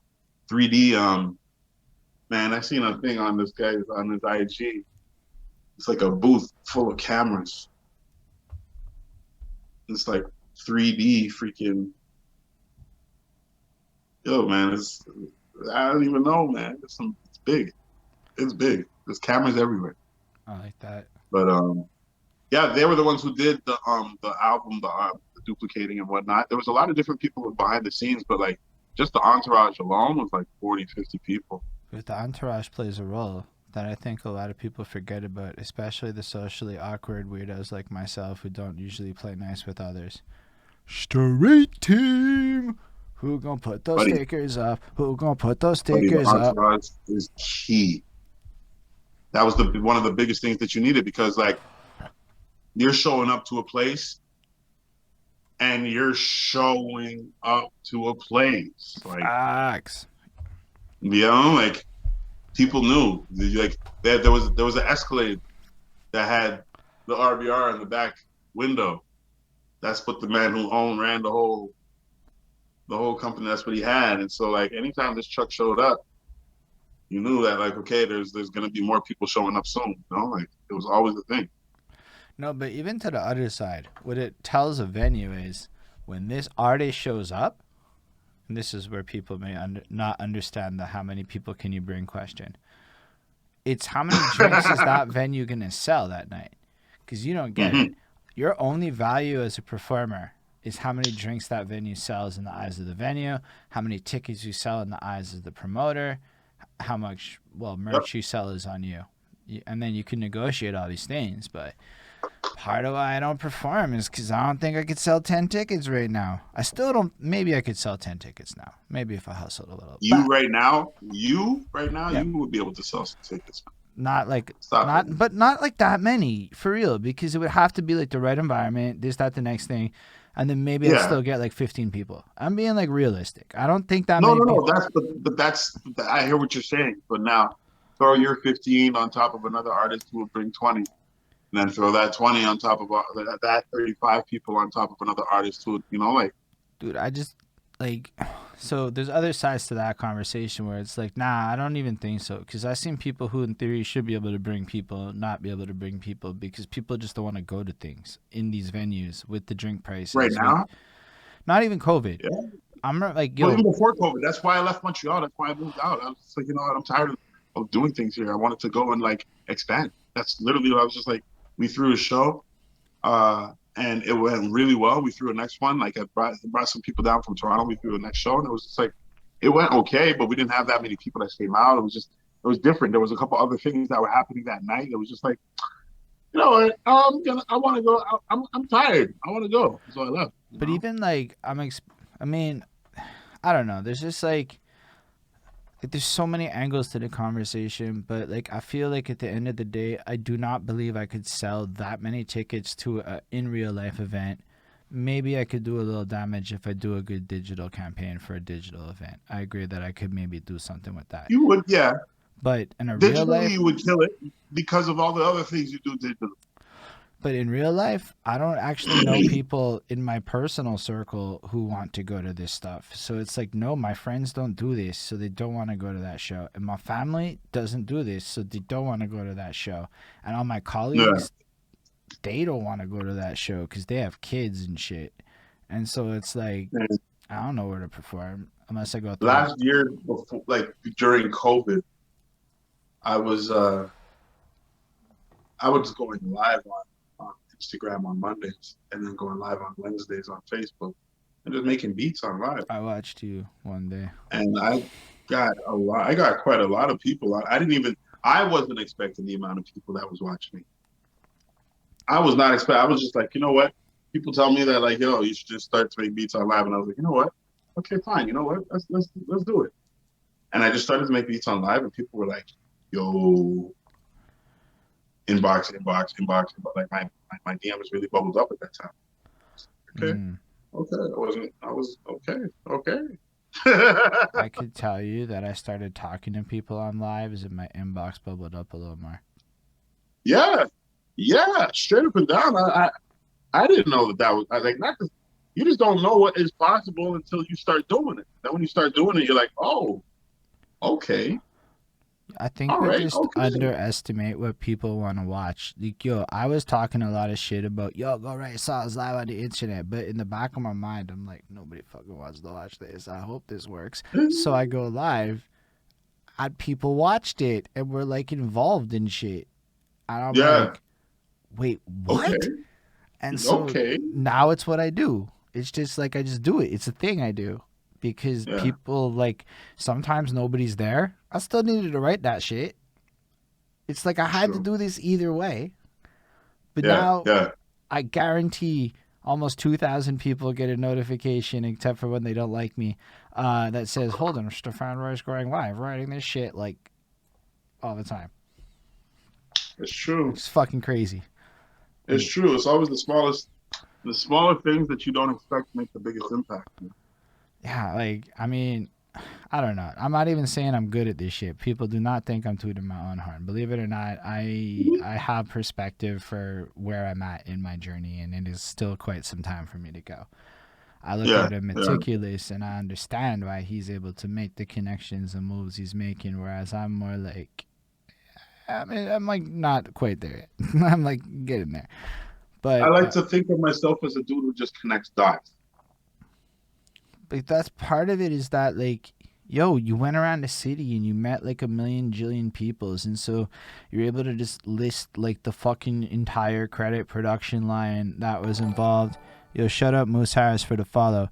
The whole credit production line that's like involved within the fucking RBR project. You're the first to be able to do that. So there's something to the way that you maneuver with your memory and how you deal with people's, all of that stuff, which, yes, we have drilled it into excellence. Meticulous is perfection with customer service, everyone.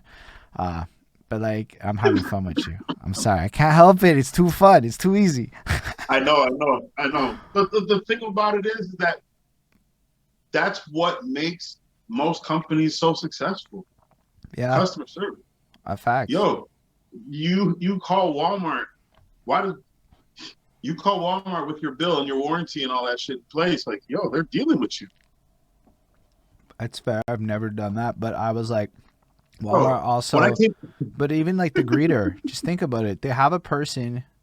Yeah. Not even here, but in the States. But there's a person, and it's an old person providing value to now they have it here, and that old person checks to make sure you put on your sanitizer. So they like go into the community and take people who otherwise really can't do a lot and came up with this one job that's like to say hi to you.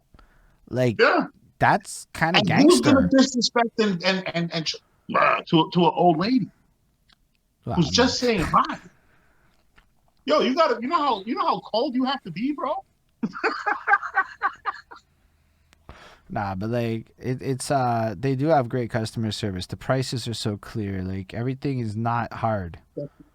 That's my point. So why is it so hard for us to be able to take a business model of something that's successful and do it again? It's all about duplicate. Business intelligence. It's all about duplicate. Take what's working, duplicate it, do it again. But part of that is that data set. So like, yo, I'm serious. I'm going to bring it back to documentation. Nobody knows anything. You know how many people I talk to who sincerely are unaware of the vast number of artists? Like, when I'm like, yo, there's easily 5,000 people that make hip-hop music in some lane in Montreal, just the island, in both languages. That is 5,000. I would put money on that number, right? And I'm talking down to Broski that just dropped a thing on a SoundCloud. Because if you think he's not competing in the attention sphere of the world that we live in, then you're wrong. He just doesn't count as much, or she, whatever. I'm not trying to be like that. Yeah. But my point is, Yeah. where's the data at? Like, how do you know this? And if you're a promoter and you want to do this right, why would you book me with my dorky ass with like gangsters, which has happened? Like, why would you even let me come to that show? You'd be like, nah, Holden, it's probably a bad look for everybody to have you here. So I go drop my fucking track, and the guys stare at me like, what the fuck is this? And I'm like, I don't know what to do here. You're not gonna like the other two songs, so let's run it. And then like the two guys are just like, I'm like, okay, I don't even know what the vibe is here, man. Like, it's just like there's like real demographic realities that need to be acknowledged. Yeah. And how do you do that? That's how the successful business models work, by the way. It's they capture a lot of data and they parse that data, and then people use that data, which includes the demographic realities of Montreal moving into a white collar city. Right? That's a big one. White collar city now. We are not a blue collar city no more. It's actually changed. And trust, you go into call center land, my guy, full of rappers. What call center doesn't have 7 rappers? Call centers are white collar. Whole world's white collar, my guy. Hip hop's like, so yeah, you see a bunch of guys who might work at a hospital or a bunch of people in certain communities, but like, let's be real. Everybody's in a fucking call center, even the other side. Call centers, think about it. Yeah. That's all white collar. Okay, I'm sorry. I used to work at a call center. Everybody worked in a call center. It's Montreal. Yeah. If you speak English, that's the job you're. There's what, the fucking there's the secure, there's the fucking survey people, there's like 2 or 3 other main ones, but you'll guarantee. Bro, I used to work for Fido. Your fucking MindGeek will hire you for call center shit. Doesn't matter if you just speak English, that's where you end up. My whole career is a call center flip to management. Everybody's in a call center. Call centers for restaurants was mine. Yo, restos is fair. That's another grind, and I give that one. But I'd argue there's way more people who do call centers these days than do restos these days. Oh, hell yeah. Hell yeah. There's a lot of work that goes into the restaurant world. But a lot of people, you guys keep telling me that I need to get into the restaurant. I'm like, yo, you guys are crazy. No, I said the content world, my guy. No. Well, yes, I'm going down the content world. I was like, make an NFT. I was like, make an NFT. I'm definitely going to go with content out, but yo, the whole like to make a restaurant out, yo, that's a lot of work, man. Like, that's like when you're rich and somebody else does it all, and you show up and go, "That's not what I want." I just show up and I just pay them, man. I just sign their checks. Yeah, that's what I would love. That's exactly. I'll do it then. But make some shit in like The Sims and be like, make it like that. Yo, listen, do this. This is what this is. I literally show up one day. I'll make the motherfucking I'll come up with the recipe. I'll come up with the whole thing, and then they'll just have to do it. I like it. That's it. People went crazy on the onion rings, their cheeseburger onion rings that was wrapped in bacon. Yeah, I saw it. I'm not a huge onion rings guy, but it looked delicious enough. No, it's a great picture. Like, for real, his food porn. I almost put fire beats and food porn is your like tag thing, but I thought porn is a bad word for keywords, so we went with no free beats instead. But fire beats and food porn is what I think of when I see Metikulus. That's it. It's just you got fire beats because they really are good. If you do, I sincerely believe that Metikulus is an excellent beat maker. No caps. Is that it? Does that mean no lie? I don't know what no cap means. It's a new song. I had to do homework on that. That's what they say. Yeah. Okay. I was trying it out. I wanted to see if it fit right. Okay. I wanted to see if it fit. Thank you, man. Like I enjoy making music, man. That's the thing. I enjoy the music. Like every aspect of music. But since Mr. Metikulus wants to be Mr. Premium and my style is to goof on Mr. Premium, it is what it is. But I believe in all my sincerity that Metikulus is worth every dollar.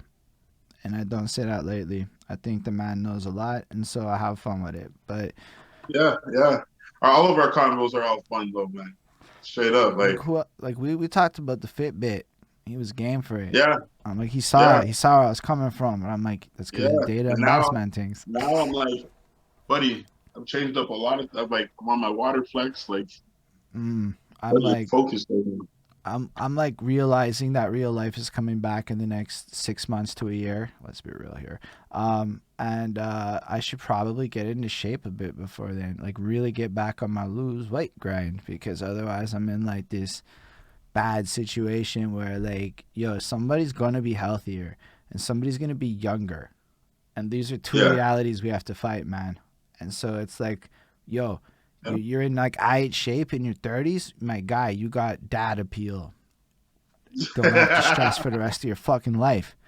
But like, Yo, don't kill me. you don't even need a kid to have dad appeal. You just need to act fatherly. It's a real thing. I don't have Yo, kids. I don't have kids. It's facts. because I have a daughter, right? Like we haven't even got to that part yet, but like I have a daughter, so that's when it really hit me, was when you have to act fatherly because I'm a father, and it just worked out. But like you're like, yo, you don't even need a kid. I'm like, yo, this mother. I'm saying it for all the dudes because, yo, okay, no names, but there are some people who I'm like, yo, you know that if you just acted more like you were a dad, you'd be like a lot richer. And if you partied a little less, like a little less, just a little. It's the acting like a little. You act like a dad. That's the part that's killing me. It's because like you'll just be more attractive to like everyone on some attitude shit. Young people will fuck with you more on some I want that advice shit. All sorts It's crazy of because advantage. that's exactly where it is. Like I really like that. I enjoy it so much to be able to be like, yo, wait, so you heard me rant for like 3 minutes and that was valuable to you? Anytime, homeboy. Yeah, My girlfriend yeah, is tired of that shit. yeah. But I mean, like the name of the game is to help out where you can, right? Like at least that's the name of like how I am. That's a part of my rules of engagement. Like if Mm, I if you're going through something crazy, like if you just need someone to even just talk to, like I have a lot of people that are like that I work with now. They tell me like what's going on in their life, and I give them like advice and different things. Yeah, and it just makes the work environment even more yo, pleasant. you know what's dope You though? know? Is I started telling the people I work with things that are going on in my life on some like maybe Yeah, I should open up more shit. And you know what happened? yeah. Everyone opened up more to me, and now we all trust each other more. And I'm like, And it makes the work whoa. environment that much smoother. Yeah, it's and like everyone, even like, cause like let's be real, some of us are a little dramatic and a little intense. So when you can do that, it like you can empathize more in those moments and resolve things significantly quicker when there's that Yep, understanding. yep. It's true. It's true, man. Nah, It's it's true, blessed. man. I love this I shit. have a lot. I enjoy it, man. I enjoy it. Yo, yeah, man. Let's go, man. Let's Nah, we going, we going. I'm not even worried, man. This is a beautiful conversation. At the end of the day, you Yeah, just man. gotta I'm realize this loving. I'm is loving. I like this. I like the platform that you built. And I tell you this all the time, and I'm always gonna say like, yo, you're a genius for this. You're a genius for like sitting down and like, yo, what happened back then? yo, but it's like I said, documentation. And then Yeah, but you're now a genius for that. I can say flat out I've talked to about 50 to 60 people in the city, including 6 people or 5 people under the age of 25. So people can't tell me that the kids in this that you can't talk to me about every single young person in the city, because Hoshe the Yeah. Great can literally off the dome murk most of you. Okay, Flax, go watch the Crossroads Cipher. He does it week over week. This NSL collective guy, this is ran by Drew, and Drew found 3 beat makers, and they are on the fly engineering. He does the engineering, they make the beats. So he records Yeah. shit in his shed, which is in the cold all winter, no heat. Memorize the track, whatever. He's written, whatever. He just bangs it out. Does all these good promo shits. I met this kid JK. He's 17. Okay. This kid at 17 has recorded and engineered, as in mixed and mastered, 180 songs, and he's written still another 180. And he's 17. So everybody needs to kind of shut the fuck up. Like any of us above the age of 30 are ever really going to compete with that level of output and energy. You can't.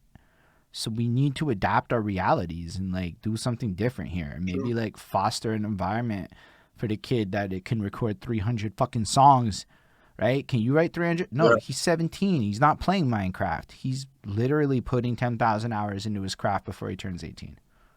Yeah, literally. So it's like literally. People have this weird idea that like nobody trying to brag. That's like that's my lane right there, dog. Like I did play a bit of video games, but my lane was like, yo, music. So that's why I look at people like that, and I'm like, okay, so I see where your head's at already. And what about All Stars Montreal, who's just collecting these people on Instagram and making these great moves, these tournaments, and all these other things that are beautiful happening in the city? And I'm like, yo, all these Facebook people, I'm like, are you on Instagram? They're like, nah. When I say, are you on Instagram, I mean, are you like actually trying to like network on Instagram a bit? You know how that, did you know that there are less than 100 people on hashtag Montreal producers? There are less than 100 posts on that hashtag. What kind of wonkiness is that shit? Changing that from tomorrow. But you know what I'm saying? Like, what weirdness is that? Like, we're supposed to be leveraging this shit to like reverse engineer searches, is what people have told me. So these kids are actually looking for beat makers by typing in Montreal beatmaker and clicking on that hashtag and looking for people. And I don't necessarily know they're using that one, but that's how they find people. I know that because they were telling me about it. So if there's not even a tenth of the fucking people in the city that make beats there in the best case scenario, then like is weird. That's just weird. Actually, when the more I think about it, that was an epiphany I just had, how weird that is. Like for everybody that's talking everything about everything, us old men missed that one. Because I missed that one until I thought about it like 2 days ago a little bit and just had the marinated moment now. I'm happy that I'm actually a part of the marination. But that's like where all of us are kind of like, none of us are going to do this alone. And like, I'm talking about like us's. Yeah. We're not going to do this alone. We need like a group of us. I mean like older strategists, CEO, analyst types who are clearly like, what I mean is like the people that are not really so focused on making sales dollar opportunities in the immediate. Yeah. It's about investments, man. I look at Montreal as a big farm. Yo, it's literally a multi-million-dollar industry waiting to be built.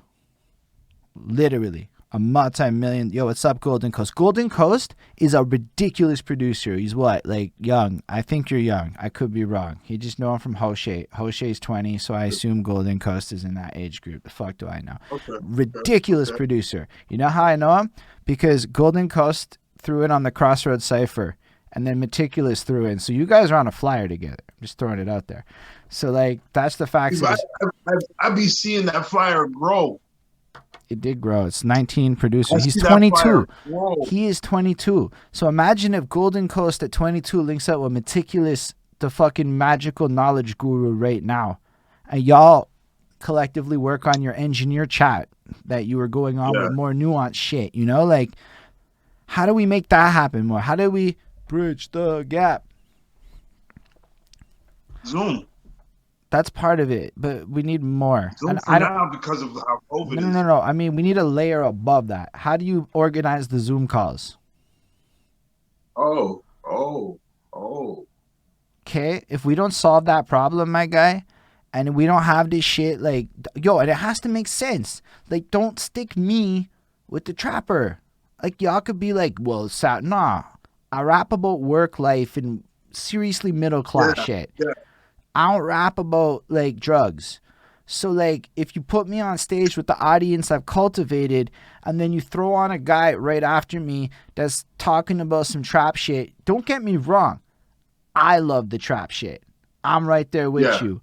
But the people that came to see me might not be so enthused with that shit. They might want to see like CD Mac go on after. And they might want to see other people in the sphere and energy realm that me and the kinds of like folk I chill with put out. And this is a no disrespecting. It's just a marketing decision. Yeah. No, I hear exactly what you're talking about. Do homework on who's around you. Do homework on the show before you book an artist. Yeah. Do homework on the artist. Like find out what kind of music they play. Find out what music they do. Because end of the day, yeah, you're 1,000% right. Like you'll throw off the energy of the entire event Yeah. if you have the wrong music that you're performing. Like there's this like idea that people just like everything, and that's kind of true, yeah, but like it's kind of within reason. People like vibes that make sense. You have to like curate this experience now, right? Like, and think about it.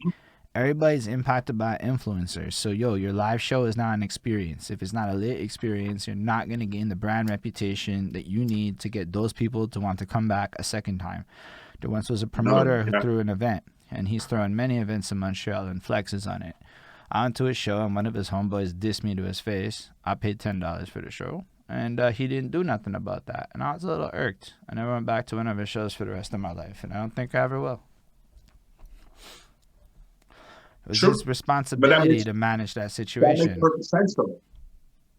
That's logical, right? That's very logical.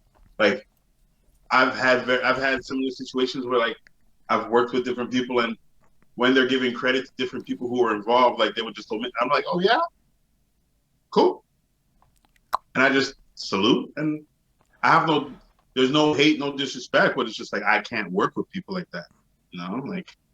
I have a backbone. I also think there's like, so anyway, some level of organization. I don't know how to do it by myself, so I don't even know. I'm trying to put it into the universe though, because the thing about it is that I have ideas for this already, and that's literally like the other engineer that I actually enjoy hearing like his work would be Sky Beats. This guy's ridiculously cool. He's the other one too. So like in my brain, like I was just having a conversation with the artist this week, and let's look at this like from an industry standpoint. Ooh. You have Rick Ross, you have DJ Khaled, you have Diddy, you have Montana, you have Meek Mill, you have you understand where I'm going with that sphere. Yeah. That Future, he gets in there too, Drake gets in there too. That sphere, right? That's the upper stratosphere of the industry. In the industry. Then you have the Kendrick Lamars, you have the J. Coles, you have the Anderson .Paaks, you have, they're in a different, they don't necessarily always reach out. But they have their own little bubble too.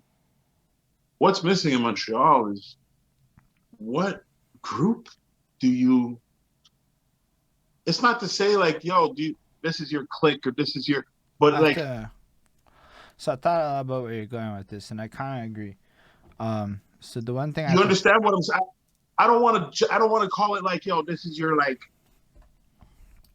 It is your group, it is your squad, it is who you feature with, but like you have to branch out and work with the collective in order for you to, Montreal doesn't. Everyone's so focused on themselves. That's not fully true. Personally, I'm making a collective as we speak. From what I know. But that's from what I know. That's the problem. Everybody's wrong every time they say that. And I know that because the NSL collective is a collective called a collective. They literally, it's in their name. They're real peoples. Yeah, it's in their name. Yo, shout out. Like, Hoshe fucks with Golden Coast, fucks with JR Films, fucks with a couple other peoples, and they roll and they do their things. I'm talking, we don't have the data to make the observations that we're seeing are often limited to a millennial population of people on a Facebook sphere of what we know in our universe. It's actually just a slice of Montreal. Yeah. Therefore, I I just feel like, yo, and here's the other side. A lot of these cats is just engineering themselves. Hoshe makes his own beats too, by the way. And Hoshe also engineers. And this next one does his own engineering. And they're like, yeah, fuck it. I'll just learn to mix and master my own shit. Whatever. It can be trash for like 3 years. I'm 17 to 22. The fuck do I care about? Look at Holden. He's 33 and he's still at it. I got time. Facts. Yeah. I go, look at Metikulus. He was done high school in 01. I got time. Yeah, I'm here for the long haul, man. But with that, it's like, okay, so say you organize, and even me, this is me just thinking like an old man before. Say you get all your engineers on board. Well, the next generation's not even going to engineers like that, so it doesn't even solve the bigger problem. Yeah, that's just for those who go to see engineers, right? Like, Yo, but my boy I'm CB saying Max too, doing his shit by himself. Like the more I think about it, more and more what I'm people. saying is, that there needs to be some sort of like, I know what you're talking about, some sort of organization I called it a where cancel people, one time. yeah, I sort of, and it's so crazy you say that, but like that's always been a thing on my mind, but like I don't even know how to. I have ideas. I don't even know how to tackle that, but I would love to be a part of it. I have some ideas. So, Holden, why are you interviewing everyone? Well, how do you vet people? Now y'all know what I'm really doing. That's why I don't mind what the numbers are. And I really don't. 7 people here, that's fucking beautiful. Thank you all for real. It touches my soul. And I mean that. Like, YouTube sucks. I know that there are 7 people here, or 6, because I think I'm one of them. That's still fucking blessed. And that's not including, that's not forgetting about like people watching on Facebook or I wherever can else see a they're bunch watching. of faggot old zeros over there, but that's not the point. And then there's still the future, and then there's still whatever. But yo, there are like people here that stay here for like actual periods of time. And that's enough for me. Yo, this is doper than not being live. I would have had this chat with you on a call for 4 hours. This is what it would have been. Yeah. And now And we get to share that. We have combos. We have combos, man. Yo, shut up 514 Online Mix still with whew, gorgeous. I love seeing that shit. It's a great name, a great institution. Hold on. Why did I not even do the fucking follow thing so that I can like y'all go follow these people? That was rude, man, Holden. You gotta, I don't know. I know exactly why, but I was like, okay, if there's a cool man Logan, then I can't be the cool man because there's a cool man Logan. So I'll just be the regular man. Because I fuck with cool man Logan. So rude man. And then now it's just anything man Holden. Yo, it's so crazy because I'm thinking about old man Logan. Sorry? I'm thinking about old man Logan, the comic. I don't even know who that is. I'm not even gonna lie. Logan as an old man. Wolverine. Oh shit. Yeah. Okay. I'm out of the loop on a lot of worlds. Buddy, the whole the movie Logan is basically like old man Logan. Okay. Fair enough. Yeah. So now I know what you're talking about. I'm not that out of the loop. And I told you, man, I'm a big comic nerd, man. I'm always reverting back to some sort of comic somewhere, man. Like me, I'm watching right now, like the whole Invincible TV show on Amazon. I got my own crazy. That's definitely on a list of my girlfriend goes, nope, and it ends. Deaded. Not happening. What happens? Like what? I only watch TV with her at this point. I'm on YouTube. Straight up, I don't do any, like if I'm watching something now, it's straight YouTube. And I just want to learn shit. That's all I do. That was me last summer. I mean, I don't even care if it's 7 games that were tanked by game developers to troll you. I still want to hear it because it's fucking nifty and there's some knowledge nuggets in that shit. So I don't really like. I don't think I've really desired to watch TV. Like I do it with Bonnie because like it's a thing we can do. But I'm usually not. That's how you decompress from everything. Nah, I mean it's more like I got a setup where like I can do a thing and we can watch TV. So I don't be because if we're just watching TV, my guy, I'm just gonna talk, and we don't want that. Nobody wants that. It's okay. Let the TV talk. Yeah, so I need to be like distracted. So it's more like. And then she's just like, yeah. At least he's not bored.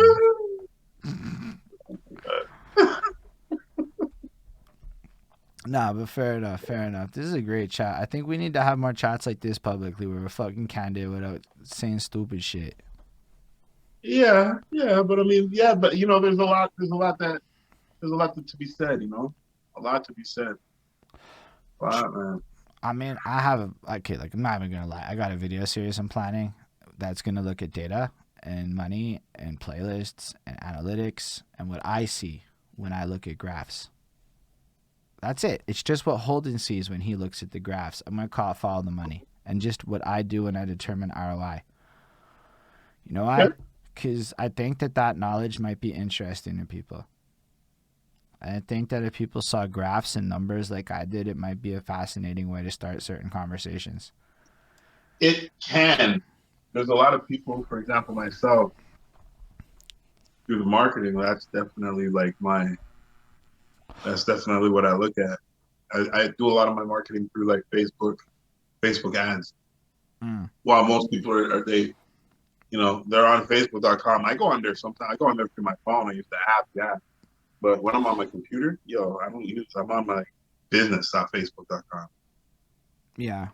So like I That's like, get the gift of being able to look at that stuff through my day job. mm-hmm. Success, failure for like 6, 7 years. Lots of numbers, big budgets. And I'm like, okay, well let's say 20K a month is one of the budgets I've seen. So like I'm saying I've seen growth of like That's a actually hundred. really good. I've legitimately watched a page go up like 5 figures on some paid traffic shit over the last.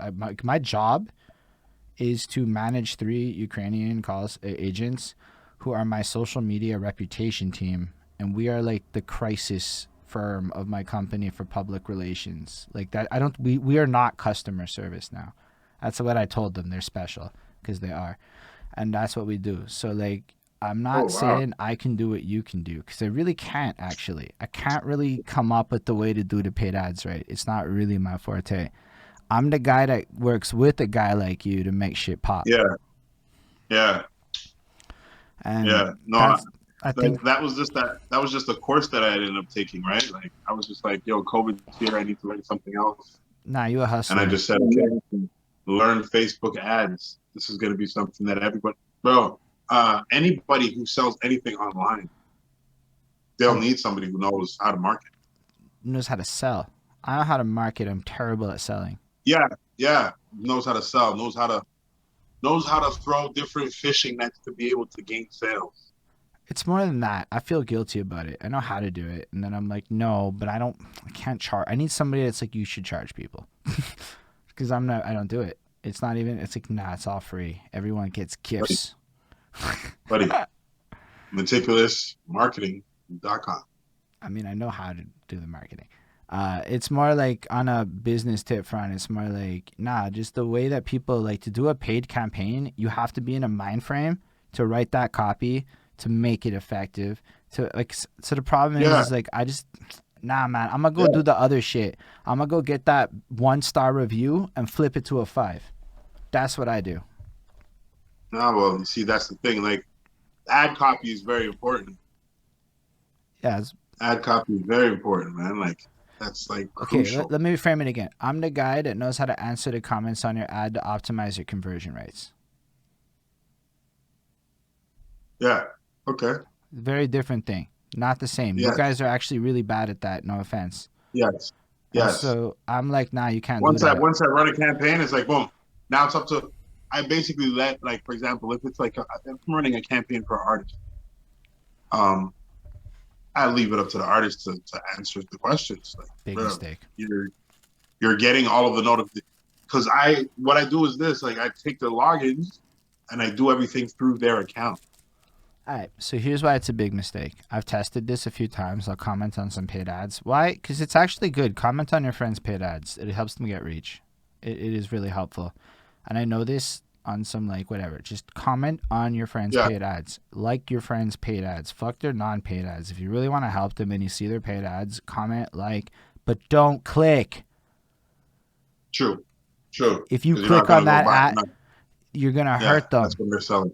And a Yeah, lot of people, some people literally have models where it's pay per click, and at that rate it could be like you just charge that dude $3 to click. So like and comment, share, don't click. true. It's true. I had somebody actually hit me up actually on that. Ashman hit me up like last week actually. He was like, yo, he was Shout running out something Action on Man.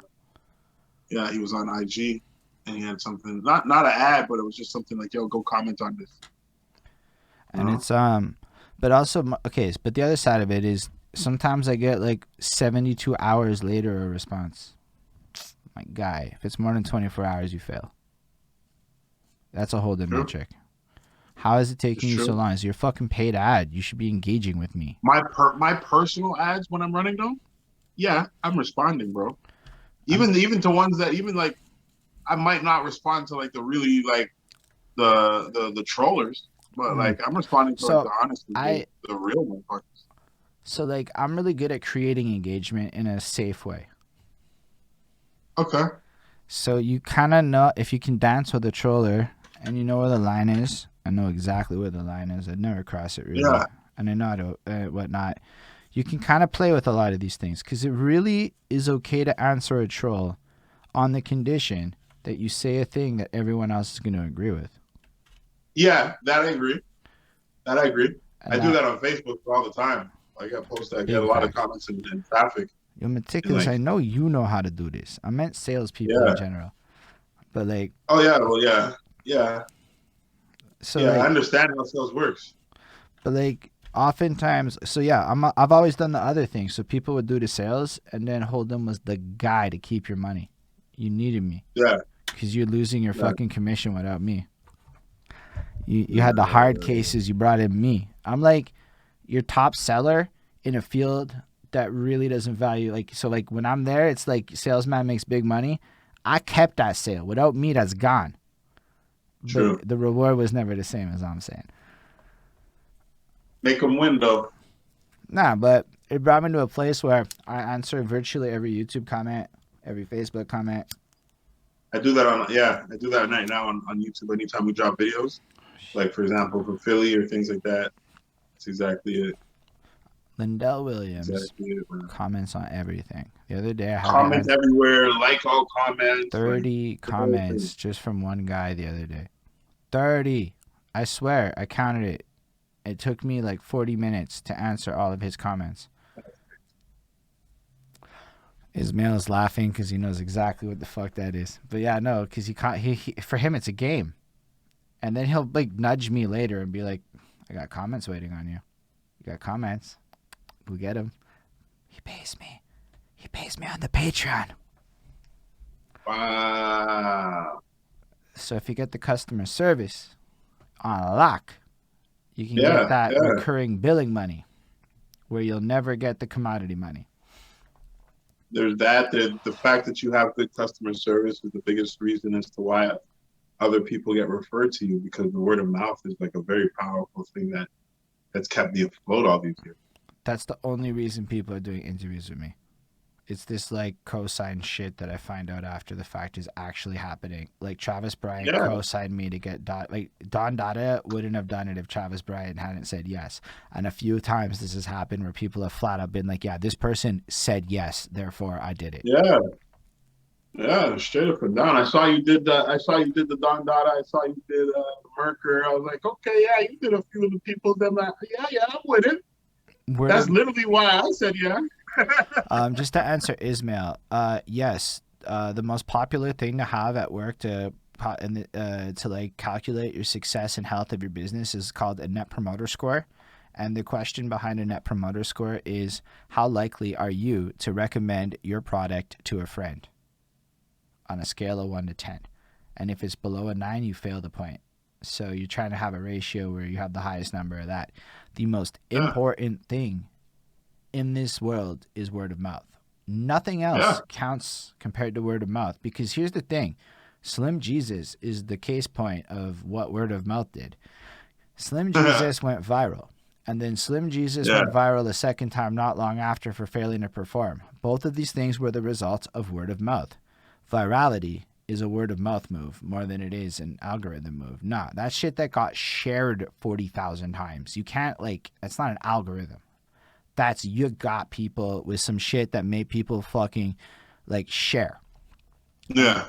But then the word of mouth of his terrible live performance deaded him for a long time. He's actually still doing music. I checked, but it deaded him. He left the public conversation. Like word of Yeah. mouth is your reputation. Yeah. Algorithms is just like an acquisition. Like if you look at a funnel, there's acquisition, there's the nurture step, there's the fucking sell it step or whatever, there's the post sales step, and then there's the retention step. So all Yeah. the algorithm helps you with is like the first part. And most people get really good at that first part, whereas I'm kind of went the opposite route. I got really good at that part, and I've worked Yeah. my way towards this part where now my acquisition funnel's but like everything else is on lock. Word of mouth is very powerful, man. The most powerful. Like that's one of the biggest reasons as to why like I'm still standing till this day is because of the fact that like if people are not happy, I find a way to make them happy. I've never heard a person say Metikulus is bad.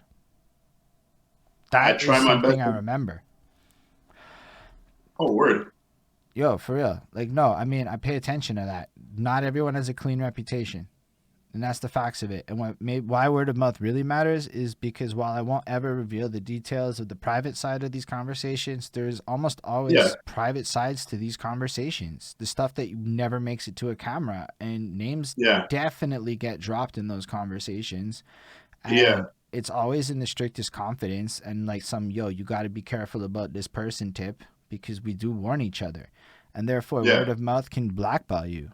It definitely... It's true. I talked a lot of shit. I developed a bad attitude and nobody wanted to fuck with me. I changed my attitude. People saw that and it changed the way people treated me. And it's word of mouth is everything. Yeah. Yeah, man.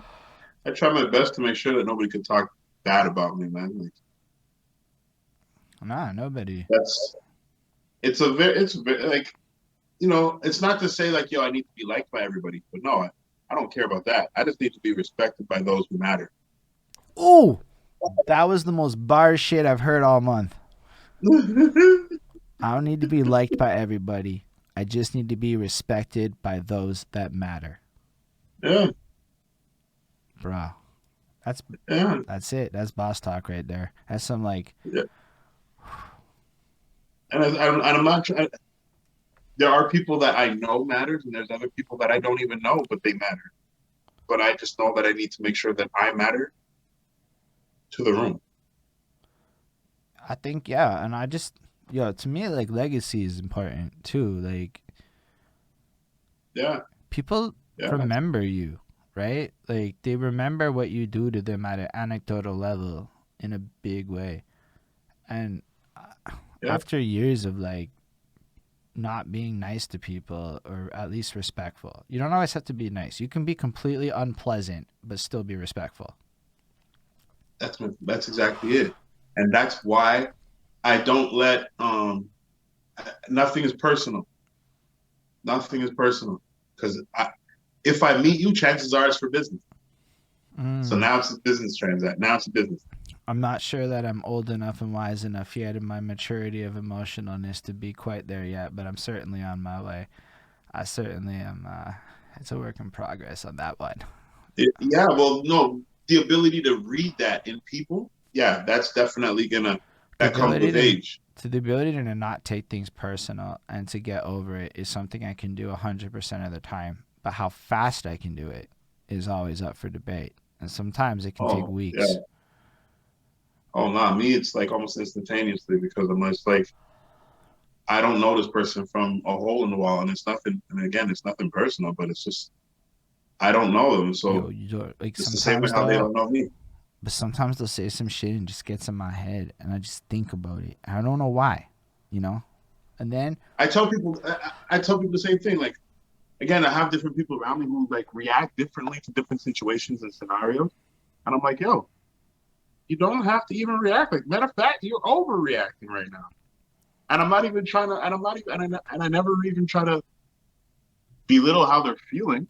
You know what I'm saying? But it's just like, yo, if you react differently, I swear to you, you'll get a different reaction out of their whole situation. The whole situation changes based on the energy you put in there.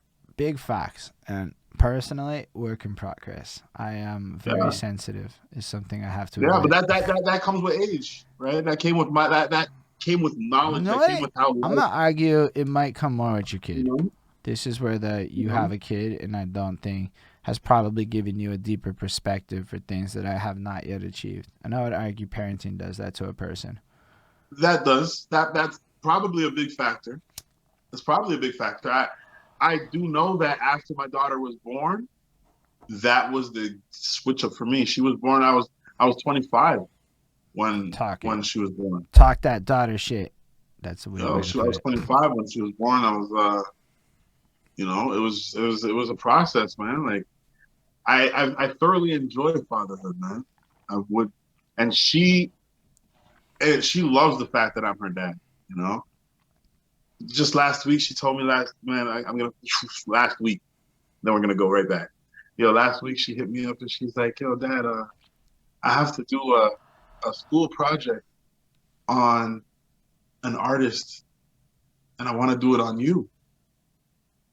And I said, "What?" She's like, "Yeah, well, you have some instrumentals on Spotify and things like that, and you have a website, you have things that artists have." So I told my friend that we're gonna do it on my dad, and I said, "Oh my God, it's amazing! Like it's amazing, man. Like to be in a position where you're the center of someone else's world, unchallengeable." I moved to Toronto. I still made sure that like I was in contact with her throughout the whole time that I was down there. Like I moved down there and I always had a video call with her every Thursday. If it wasn't on Thursday, it would be like the Wednesday or the Friday. But I always at least once a week had a video call with her. Mm. Like I even while things had like fizzled out with me and her mom, like I made sure that like that's still my kid. That's it. My father, he's like he is big in my sister's life, and so like the same way how I'm not gonna really be shifting that out of that thought process out. No, I'm gonna be big in my daughter's life too. That's what. So it's really interesting, man. There are different times where it's like, you have to make choices for like, am I gonna like my baby mother needs this, but I'm trying to get this, but it's like, okay, so I gotta wait on this and I gotta get it next time. Here you go. I'm like, a lot of people I know that their battles with their baby moms and things of this nature is just like the point where like it's it sullies up that whole situation. But like at the end of the day, the kid still needs what the kid still needs. Yeah, that's it's important to prioritize the way that you do. Yeah, but Like, don't get it twisted. Some moms are you don't want to be like like it's a big some moms topic. are not, but other moms that like really do need the help, like like Like I don't know. It's one of those ones where like I don't really feel like I'm qualified to speak on that. I'm not a parent. I never dealt with it. true. So Yeah, like yeah, everything I would do is recite other shit. I know it's weird, but this is one of the only times I think on this entire show where I'm like, I don't think I should speak on that. I don't know fucking anything. say a word we stumped Holden. Ah. It's more, I don't think I could do anything helpful because 514 Online Mix gave me, you're a fucking role model. Be fucking more responsible with your words and shit. And I'm like, I swore, even she doesn't even like swearing. Look at me fucking failing. The fuck. Anyway, that's what happens. But it got me Yo, thinking you about tell me that though. It got me thinking a lot about like responsibility with the words, when to speak or how to speak and what to speak on, and then when you do speak on shit. So I spoke like emotionally about those protests and it elicited like negative reactions. I spoke pragmatically about it and it elicited no reactions. So I'm like, okay, clearly being pragmatic isn't good and being emotional is bad. So it's like thinking about how to deliver messaging is so important. And yeah, what yeah, do I know about child support except for maybe what happened with my parents? But like, that's the weirdest outlier situation in the fucking world, and it's not gonna add any value to like the shit But from. yeah, no, it's true. It's So true. it's It's like true. people like to do that. They like to go, but my situation, and it's like, nah. It's like that Cool Man Logan song says, you can't be that, so don't speak on that. It doesn't matter what you think from the Justice 4 Yeah, track. there's a lot of things that I like. I could speak on a lot of different things, but it's just like a lot of it. It doesn't. If I speak on it, it's just air. It's not going to do anything.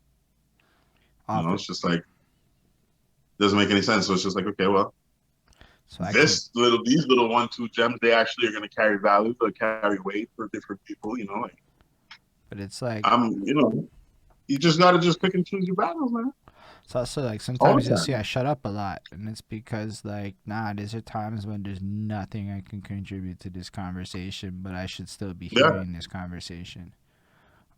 So yeah, like but parenting shit. that piece needs to be heard still.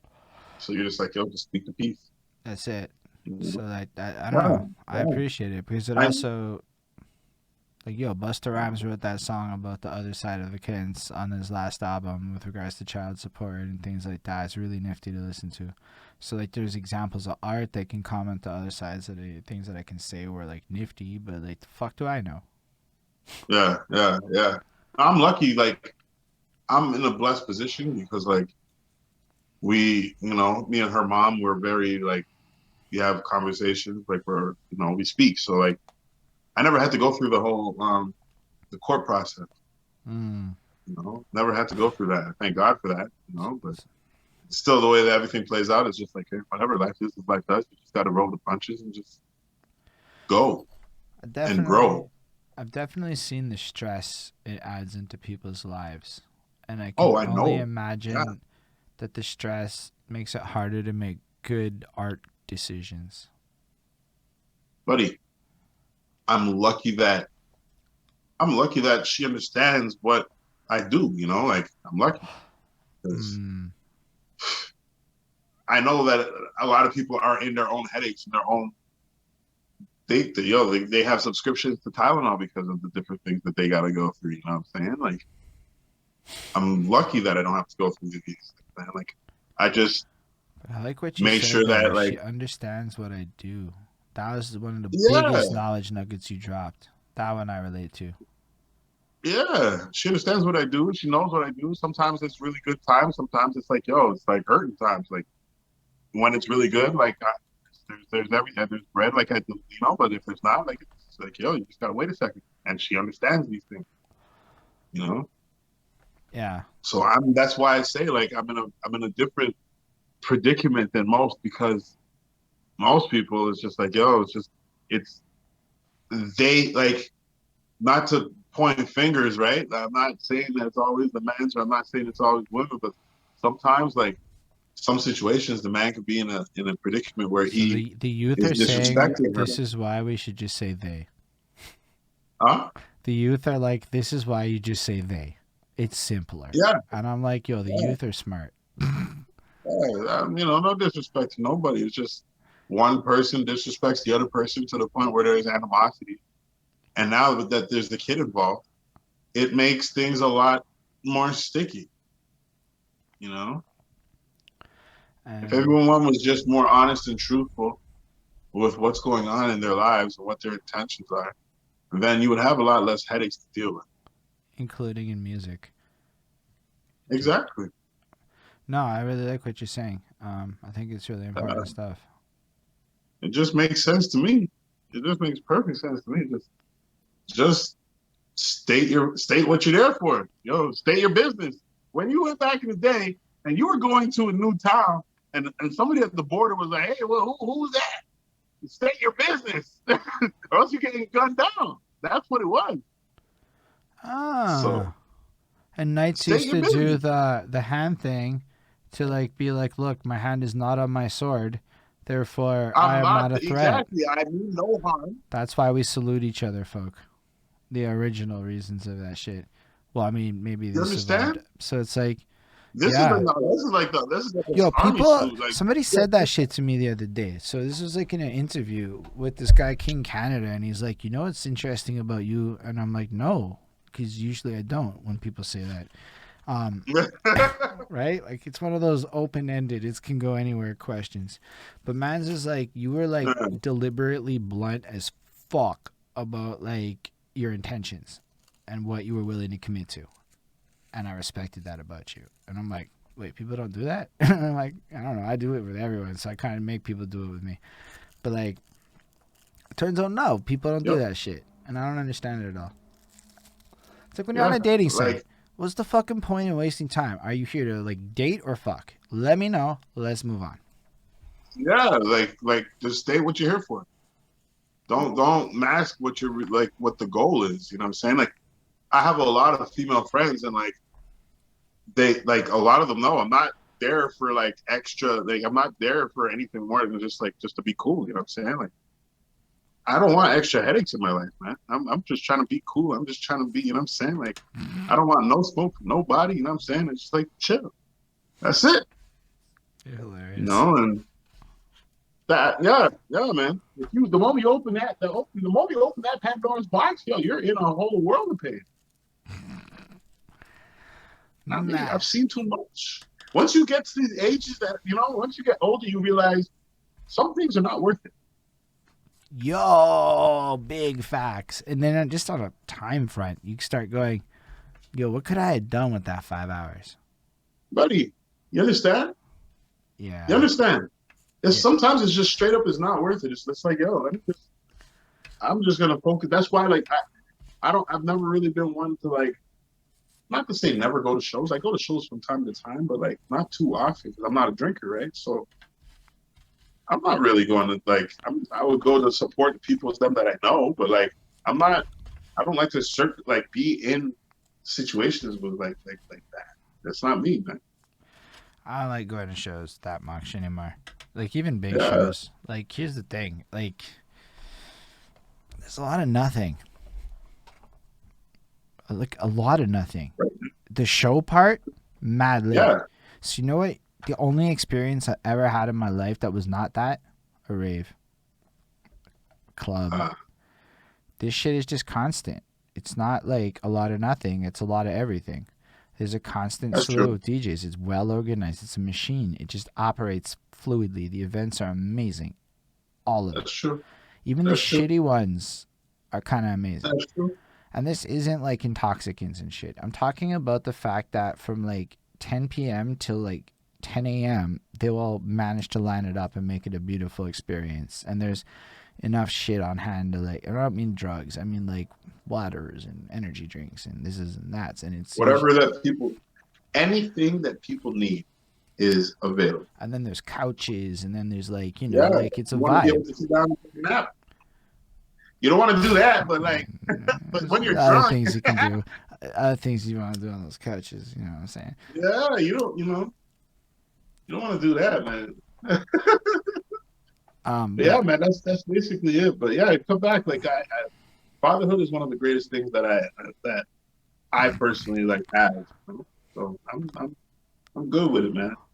And the fact that she loves the fact that I do music, like I made a beat with, and I sampled Toy Story. Oh, that's one of my daughter's favorite beats. Is that the same? Okay, did Peter West and you do the same beat challenge to the Toy Story sample? Yeah. And then Roswell Beats also did that, I think. I think so. Yeah, he was part of it too. Daz was my boy Daz. I got a couple other producers in Toronto that was all a part of it too. Yeah, that's fresh. Yeah, when I go, if I'm stepping into something, I'm literally calling all my people like, yo, let's do this. So I literally was like, yo, all the producers, like this contest that happened, I heard about it and I was like, oh yeah, this is what's up? All right, hold on. Yo, I messaged all my mans in Toronto. I was like, yo, there's a contest. Yo, jump this contest right here. Let's do this. And so we all jumped in. It's like 6 of us. Yo, that's like you're going in. Like that's what you were saying before, though. Don't go anywhere on your own or whatnot. Buddy, build a team. Build a team. Build a network. Let's go back to that. Huh? It's an easy thing to say for a person with the life experiences you've had. I'm going to throw a little bit of a different angle. Keep in mind, I clearly building a team. So, like, I'm with you. I'm preaching this shit. But I also understand the challenges in a different way than you do. So, yes.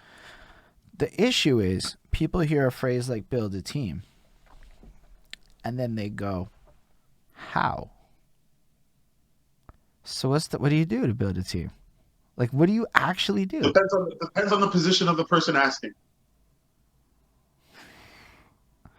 Can you clarify on that answer? I don't know how to follow that up. The person asking, so the person saying how. Are they a rapper? Are they a producer? Run it. Are they an engineer? Run it for like everybody. It depends on what they do specifically. So what does a rapper do to build a team? What a rapper does is he goes to find a producer. His own producer. One that he's going to buy his beats for or from, and that's his source. That producer's job is to now find an engineer. Yo, I have this dope artist. Da-da-da-da-da. Yo, we want to come and record over here. He knows engineers. That's his next up. Who's the engineers next up? You getting the music out there. Most engineers in Montreal know how to get your music distributed. If you don't already know how. DistroKid. Exactly. DistroKid. It's cheap. That's all I use. Like, I actually upgraded to the label once, so that way I could do things for my label. You know, like that's literally what I'm on right now. Yo, I have the middle one. Cause if the $35 one. If you check Chris Chrome's music releases and you look at the bottom, it'll say behind that suit on that shit. Cause we're doing things in bigger pictures. Yeah, that's exactly it. It was also like it would save us $5 a month, and that doesn't sound like a lot. $5 US. So let's call it what it is: $7 a month, $7 a year or whatever. I don't care. Times like 100 or 10 is $70, and it felt like it was worth saving that little bit of money. You save how you can, because you still have to spend it over somewhere else. Yo, that SaaS money though. Yo, when I check how many things you gotta pay for these days in the little $18 purchases and shit, man, it's like. Buddy. So you want to be on the podcast sites? You want to hear the audio version of this on Spotify, which it will be on later on one day? Like $18 a month was the one I go with, because they're just there and whatever. And then you pick the next one and you pick, because you could probably find the free one, but you want customer service on a service like this, and you ain't getting fucking shit all customer service from a free app on a service like this. Yeah. Buddy, this is what I mean by you gotta be using different services and different options to be able to run your business like successfully. I pay $100 American a month to be able to run all the websites that I have. And in return, you gain experience points / money. Business. Yeah, that's literally it. It's like you have to spend. I don't know how much you actually have to spend in dollars. You definitely have to spend in time and or dollars. I'm gonna throw it like that. I've done a lot. Both. Okay, I'm lying. I spent a lot of money. I spend a lot of money right now. What the fuck am I talking about? I'm actually spending quite a bit of money right now. If it's something that you love, if it's something that I'm like, you're investing both. I'm like, I'd be lying to myself. I'm like, literally, I complain off cam like, yo, this shit's actually getting expensive, but. My like all-in monthly cost, because there's at least 2 people now that I give a monthly to, because there's the engineer producer guy that I work with. He's engineer and producer. And guess what? He was giving me distribution tips the other day for this next song. I'm like, fuck off, look at Metikulus spitting truth like that. So whatever, but I pay him on a monthly. He just gets an amount of money forever. And then when I'm rich, and then now there's Chris, who now gets an amount of money for that editing shit. So if you need editing services done, call up Chris Chrome. He can even do visualizers. That's what's up. That's actually pretty good. I saw the one that he did for Lorelei. Facts. It was really good. I'll be honest. I would not push him, but then until I saw that, I'm like, yo, we gotta push Chris. Yo, really like. Yeah, I saw that one and I was like, ooh. You're like, let's get Chris some business here. Let's get Chris some capital up in his shit. And then, Golden Coast, y'all can afford his shit. Trust. Go fucking hit him up for beats. Then when you upgrade to Metikulus. The thing with me is this. once you're working with me, I'll start putting you down different rabbit holes. That's what artists around me know. Is that like, yeah, you're working with me, but now I'm like, okay, take this now. You take the football and you go play it over here. I'll point you in the direction. I'll show you the next. While we're working on your song, I'm showing you tips. I'm showing you different things that could happen for your music video while we're working on the song version. That's how. That's you know what I'm saying. Like I'll put like, look, when I'm engineering, I'll make an artist. So here we go. Here's how it is. Artists will come to see me. They'll have the instrumental ready, or they'll be like, okay, I'll email you the beat or whatever the case is. Boom. We'll load the beat up. We'll set up the project. We record the song, the whole song, all the parts, all the elements, all the ad libs, all the backs, everything. My turn. Okay. Now I go and I start doing my search. At the end of that, before the song is obviously completely finished, I'm like, yo, do you want any beat cuts on the thing? Because those are, I define beat cuts like on rappers' songs. Yo, those are little things. Those are gems for your videographer. Lorelai literally was like, you gotta cut the beat over here on this shit. Yeah. Those are gems because why? It's all about the vibe of the song. No, but why for the videographer? And I say it's for the videographer because it gives the videographer something to play with. What's a beat cut? Where you remove the beat from the song, from that little section of the song. Just like a line, or you put like, a filter on it, or like, you put a filter on it, so that way it sends it into the basement. So like that part where you would drop the beat for like just a line or two to like add that punch. Yeah, just yeah. a line.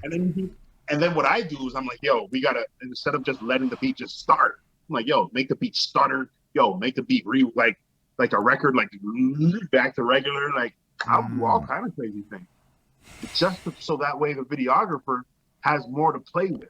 No, but how does that manifest into playing with? Like, I'm not the best. Because I'm all about the audio. How does the audio translate to a visual? See, that's what I suck at. The audio makes an effect. The videographer has to make a visual effect at that particular time. So you're saying you're forcing, what's up, Critical? You're forcing the videographer to do some. Think outside the box.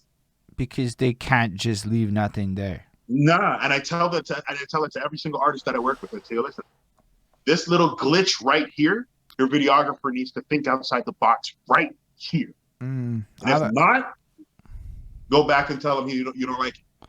Definitely, it's a good move here and there. I think it's like a pepper one. You pepper it, and because I'm an album guy, right? I spice up the song to force it.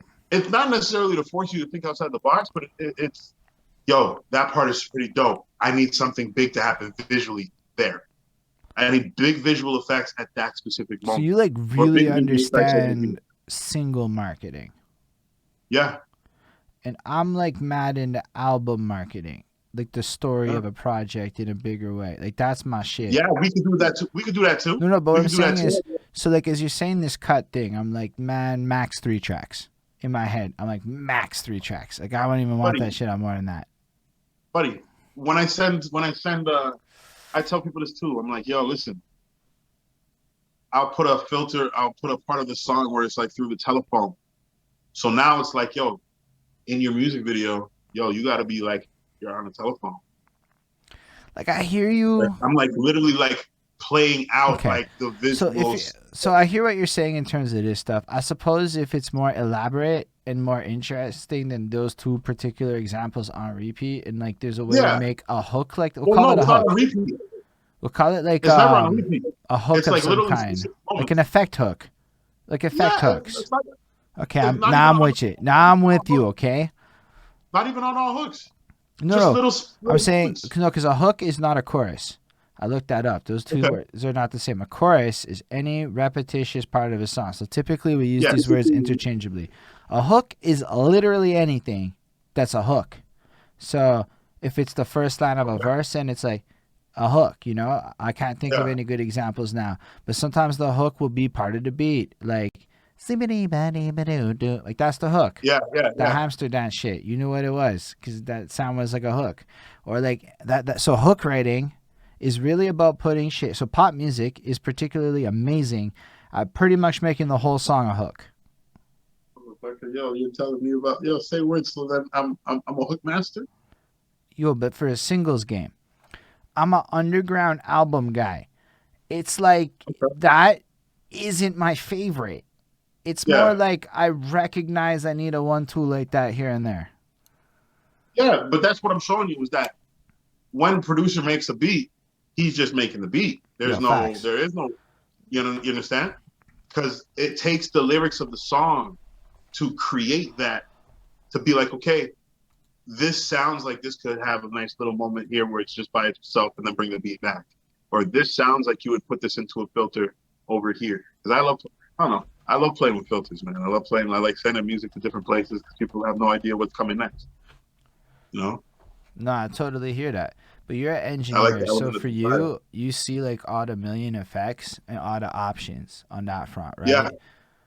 yeah. I I don't even fully know how to communicate a lot of the things I would want to do. I literally learned how to expand my vocal range just so I could fake effects better for my engineer. So I could be like, nah, I don't need to tell him I'm gonna cascade my voice. I'm gonna drop it down low after so I can just spit Yeah, and then yeah, he can enhance that shit and at least he'll know what the fuck yeah, I'm going for. But like it's because I didn't know yeah. how to even fucking use language to describe that shit. Now I can, but I Chop and couldn't. screw that, man.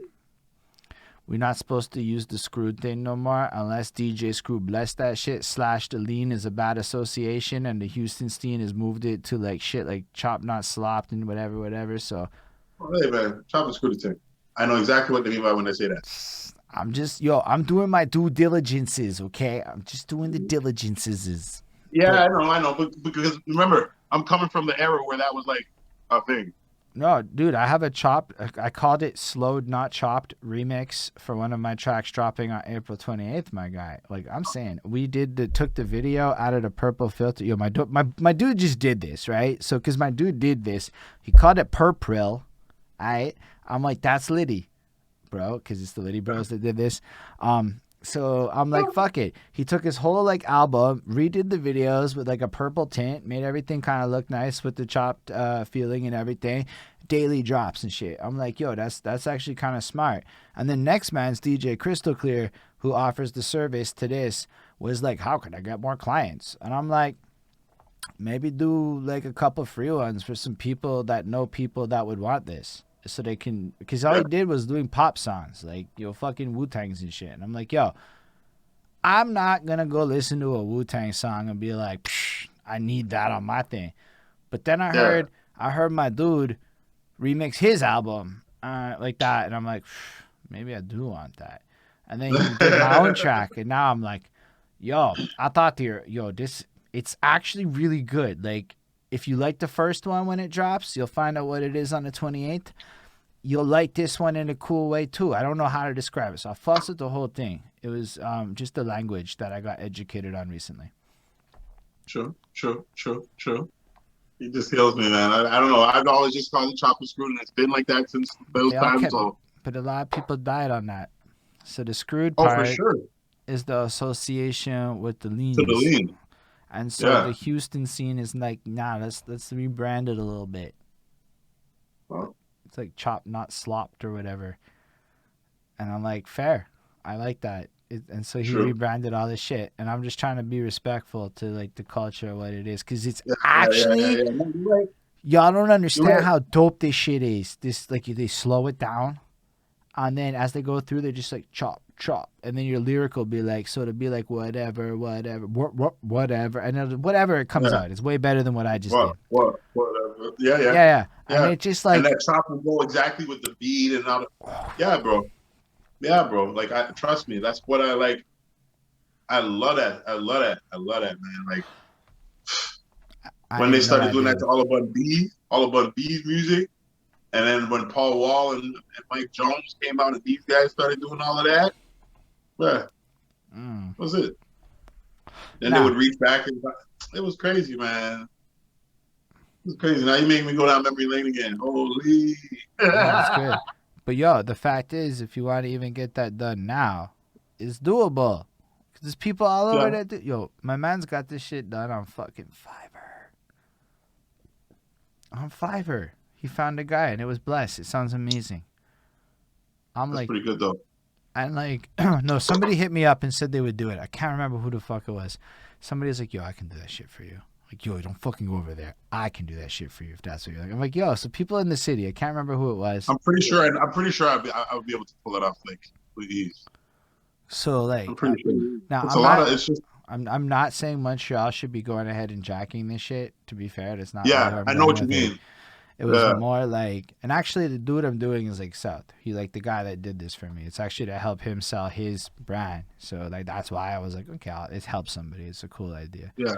But like, it's Well, it helping works. people, right? It was because yo, this guy literally hit me up. Yo, he's giving me $70 worth of bits. I'm like, I gotta do a thing for him.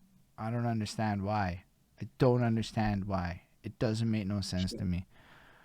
But he's a cool dude. Just a little. Those a are the little ones. much. Those are the ones to find, man. There are a lot of. Those are the ones to find. It's an experience. Watch for him when he's in the chat, and you'll see what I mean. It's an experience. Yeah, he's Oh just. man, that's pretty crazy, man. But That's pretty crazy. The one thing I wanted to make sure to bring up this time was boom.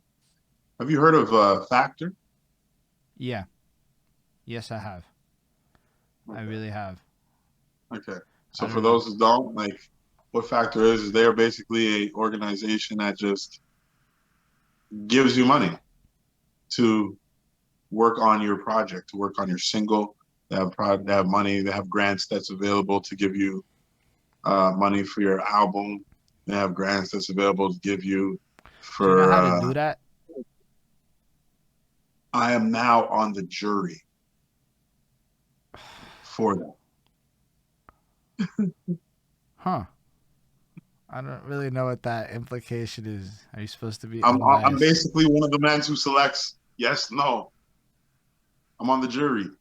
Like, and when it's time for like evaluations and stuff, like they'll be sending me projects, and I would be one of the people who Do you know how? approves or denies projects for funding. So that ties into something somebody said a little bit earlier about sounds and the importance of sounds regardless of style. Because he probably can't say it, but I can think it out loud.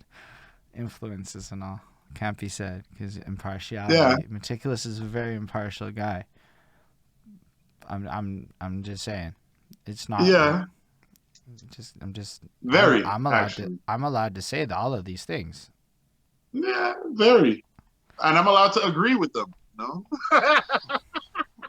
I hear you, my guy. Now this is You great know, shit for the city, honestly. That's my point. But even Right? if That's it's a just, gem. Like, even if it's just for like what we cannot say on camera, okay? Like I'm not saying you're gonna snitch, but you can give us an idea of like things that maybe isn't around as simple, like how many people are involved, the this, the that, how it actually works. You know, things that not like how to win. Believe it or not, I don't believe in that how to win shit. Fuck that. Nobody needs to know how I'll to give win. you blueprints for things you don't understand. Exactly.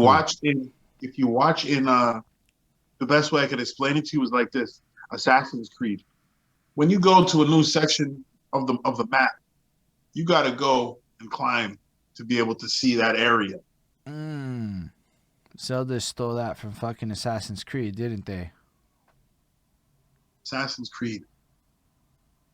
That's how the maps get unveiled for you. Okay. And so that's what I've been at this for a very long time. Life overall, I've obviously like lived through a lot of different things. Like, I don't know, I just like to help people out. So if there's a way that I can help somebody get to a different, if I'd be like, yo, I'll tell you how to do this, you know what I'm saying? Sometimes I might be like, yo, like, you know, like $30, $40, whatever, like, it was just somebody, and I'll give you, like, I'll drop a gem on, you know what I'm saying? Like, sometimes I do that. Sometimes I bless you. It all depends on how I'm feeling that day. But I drop gems to anyone around me. The value proposition of Metikulus dropping his marketing shit on you, if you really want to play that singles game and you don't want to be like Holden, really just changed, and you should really like it increased. That's what I can say. I would bless that. Yeah. That's big, man. Yeah. Congratulations, dude. I try to be as I look at Montreal as a farm, and every single artist and business is a new plant that I'm like now helping to water. I swear you said that almost exactly the same about the last one. Yeah, this is how I see it. Like every single artist that's here is like, yo, they're eventually if they use the right nutrients, if they're collecting the right amount of sun, if they're you know what I'm saying, they could grow into something huge. They could grow into something that's not been seen before. But I think the same thing goes past the artists. It's not just the artists that are struggling. It's the team. But it's like all of it. Like the video guys probably having trouble, the beat makers having trouble. It's the whole team. It's the whole ship. That's why I can't stress the importance of having a good team.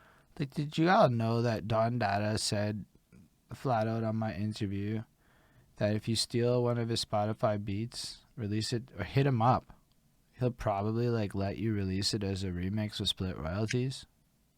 Like, did you know that that's a thing you can do? So when y'all copping the Amino Dominis and whatever's, you're not hitting up the Don Dada. In a way, they're like, it's not to say they're doing the city a disservice, but like there's a lot of people here that's doing what it is that you're looking elsewhere to find. Facts. I bet you there's like 50 people right now, producers in Montreal, the beat pack for $20, leasing already ready to go. Nobody can act like they're doing a revolutionary thing if you're cooking it up, and I'm saying that. Come the fuck on. If I was a producer, I'd have a beat pack ready to go. It's like a 2012 move. Well, I have a whole website with beat packs. But like, the problem is more that the people here don't know how to find the Montreal producers. I say that myself included. I got lucky, but like, yo, it's kind of, I got lucky I found a guy. And recently I've been able to meet producers.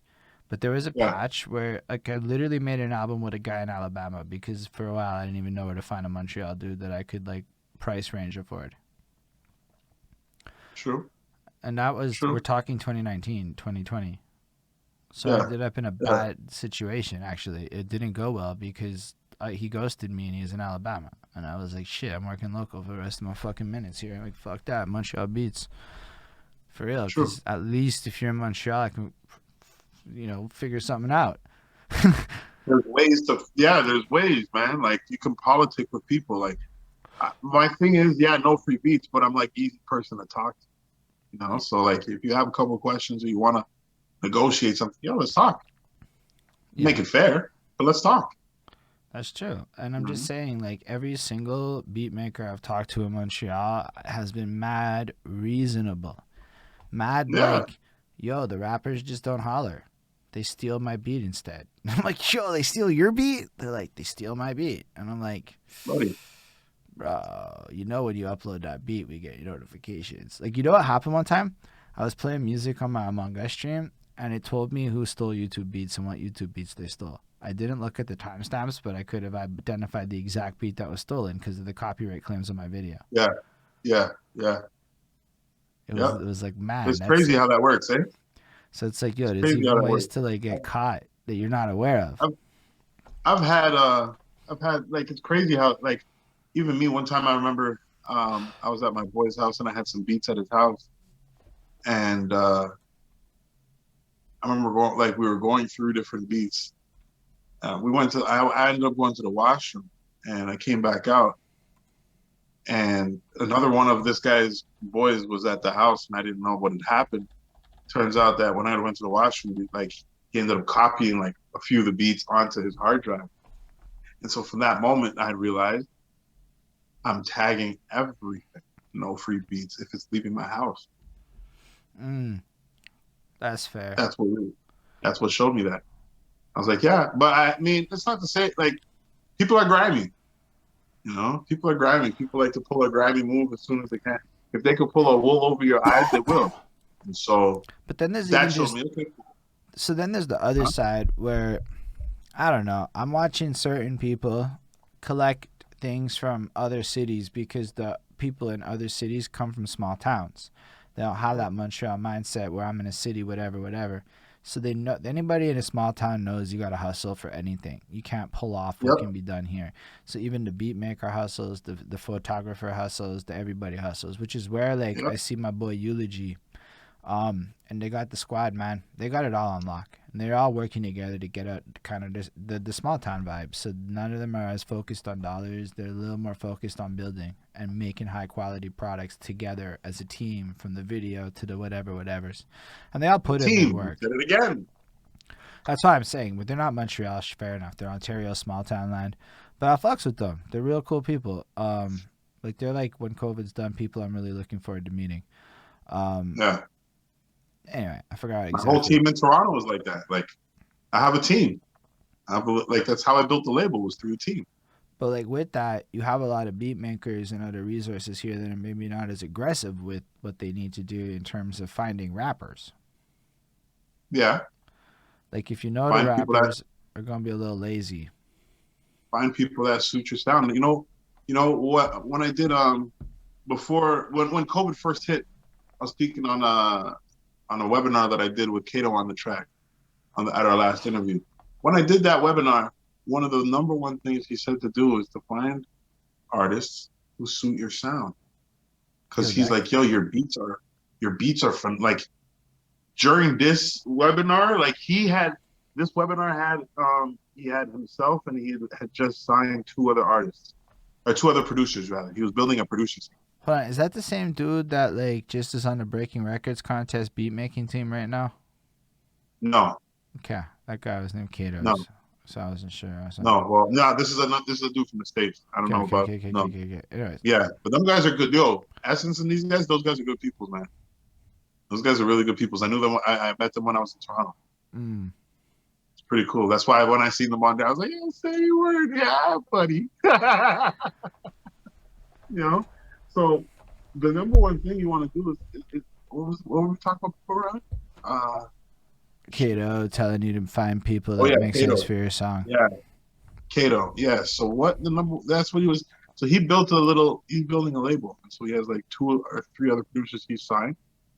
And so the two of the producers that were there, Danny Couture and what's the second guy's name?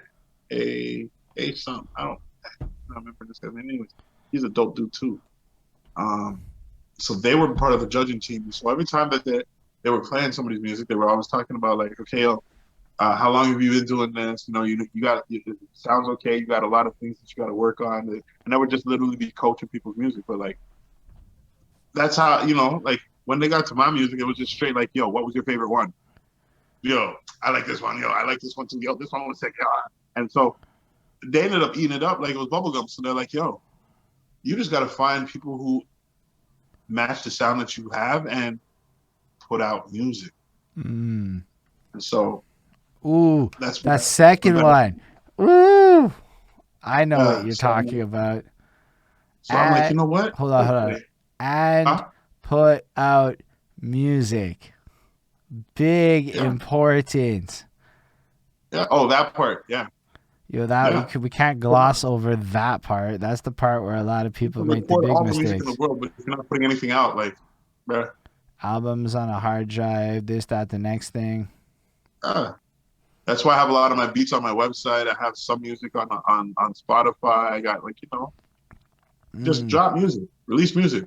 You know what it is? When you look back and you listen to the music that you released back in like 5 years prior, 10 years prior, whatever, however long, when you go back and you Just listen to two it, large men eating foods between breaks and everything. what? That's your skit on your album from 6, 7 years ago. It's just Oh yeah, two large men, and they're making an yeah, man, album. yo, When it like stops, we're gonna go eat the food in between it. It's just a yeah, like competition to see who can eat the. I was like, that shit stuck with me. That was yo, hilarious. fam, we had a lot of fun doing those interviews. We have a comedian, his name is Quinn. He's in Toronto, and so because I'm a big guy, and I'm saying, I own the fact that I'm a big guy. I'm not ashamed of it, not afraid of it, no nothing. I'm a big guy. Deal with it. You know what I'm saying? My partner, he's a big dude, same attitude. So what did we do?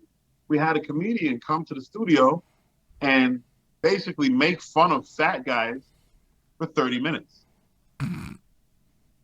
Yeah, we were in the the studio half. He was in the booth talking and shit. We were dying. So we just had him go in there, talk all that shit, and that was it. I took that audio file and I chopped it up and spliced it all up between the whole album. That's how all those interludes came into play. You know what my favorite part about Metikulus is? When you're like exceedingly proud of yourself, you get this like glossy look in your eyes where you like pat yourself on the back. Yeah, man. That's one of my favorite parts of you. You're Listen, a man there's a who lot knows of how to be proud of himself. There's a lot of things that I've done that I'm like, I can't believe we thought of that. That's a good moment, man. I love that feeling. Yeah, Ismail has a question. Yeah, it's an amazing feeling. Yeah, do you think outside the box and the result is amazing? You're like, yes. What are your thoughts on type beats? Do you make type beats at all? I label them type beats. I listen. I'm like, I label it type beats just because I know that that's what's going on right now. But I always have a title for my beat. I send it off most of the time. Matter of fact, here's what I end up doing, because I have one of my boys in Toronto who's like really good at like understanding, and he listens to all kinds of music. My man Dolo Cruz, he listens to all kinds of music. So what I end up doing is I'll send him like 5 beats, and I'll be like, yo, I need you to tell me like three artists to each of these beats that these beats sound like. And then when he'll send me a list back and be like, the first one sounds like this, this, and this. The second one sounds like this, and he'll tell me. I'll be like, cool, thank you. And that's how I put it out. That is the most amazing thing. It took a second to click. I don't make music to make it on purpose sound like somebody. I make music because I enjoy making music. No, now, but because of the fact that labeling music is easier when you label it as a type beat. That's what I figured was happening here. I'm like, I bet, like, yeah, there's probably some YouTube channels that really just make a lot of bank on some generic shit, but I think most people make type beats because, like, most people do. They're chasing what's popping right now. That's what I meant. They don't have their own sound. So it's like you can go on YouTube and you can watch a bunch of tutorials on how to use a bunch of effects to create a certain thing. Here's the thing, like for me, I was like, I kind of get where this is coming from, because I feel like they were just not called type beats in the past. They were just called other shit. They just went with beat names, but they were just called the instrumental that the producer labeled the beat at. And then, like, because you remember Jeeja, right? Like back in the day, Jeeja, Jeejuh. So I did like one of them contests and shit, and I noticed something right off the jump with Jeeja beats. Like I tried to do a second contest, but I couldn't fall in love with their beats because it was the same, like 4-bar intro, 16-bar verse, 8-bar chorus, fucking 16-bar verse, 8-bar chorus, 16-bar verse, 8-bar chorus, 4-bar outro. The default. And I'm like, I suppose I could give that to my guy, and then he takes the stems and does surgery and shit.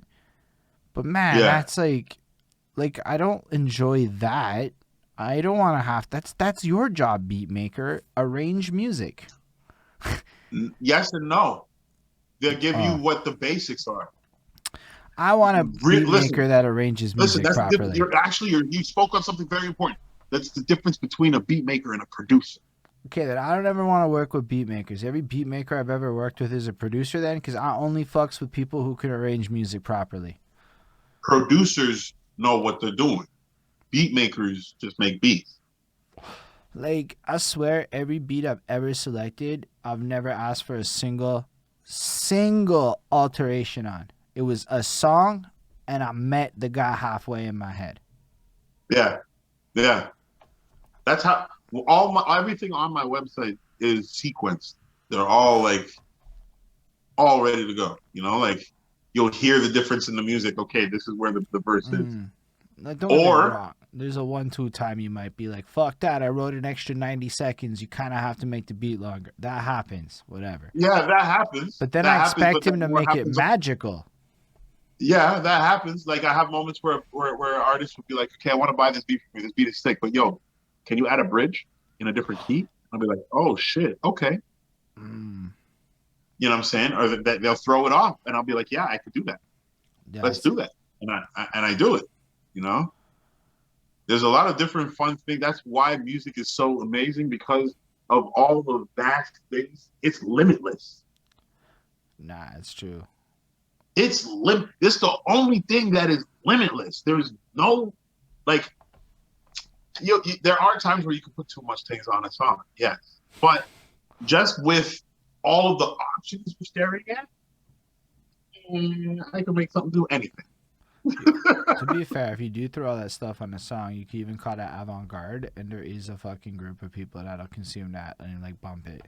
I don't know how deep you've Exactly. gone into the avant-garde music community. I don't know about I know about a lot of what's that?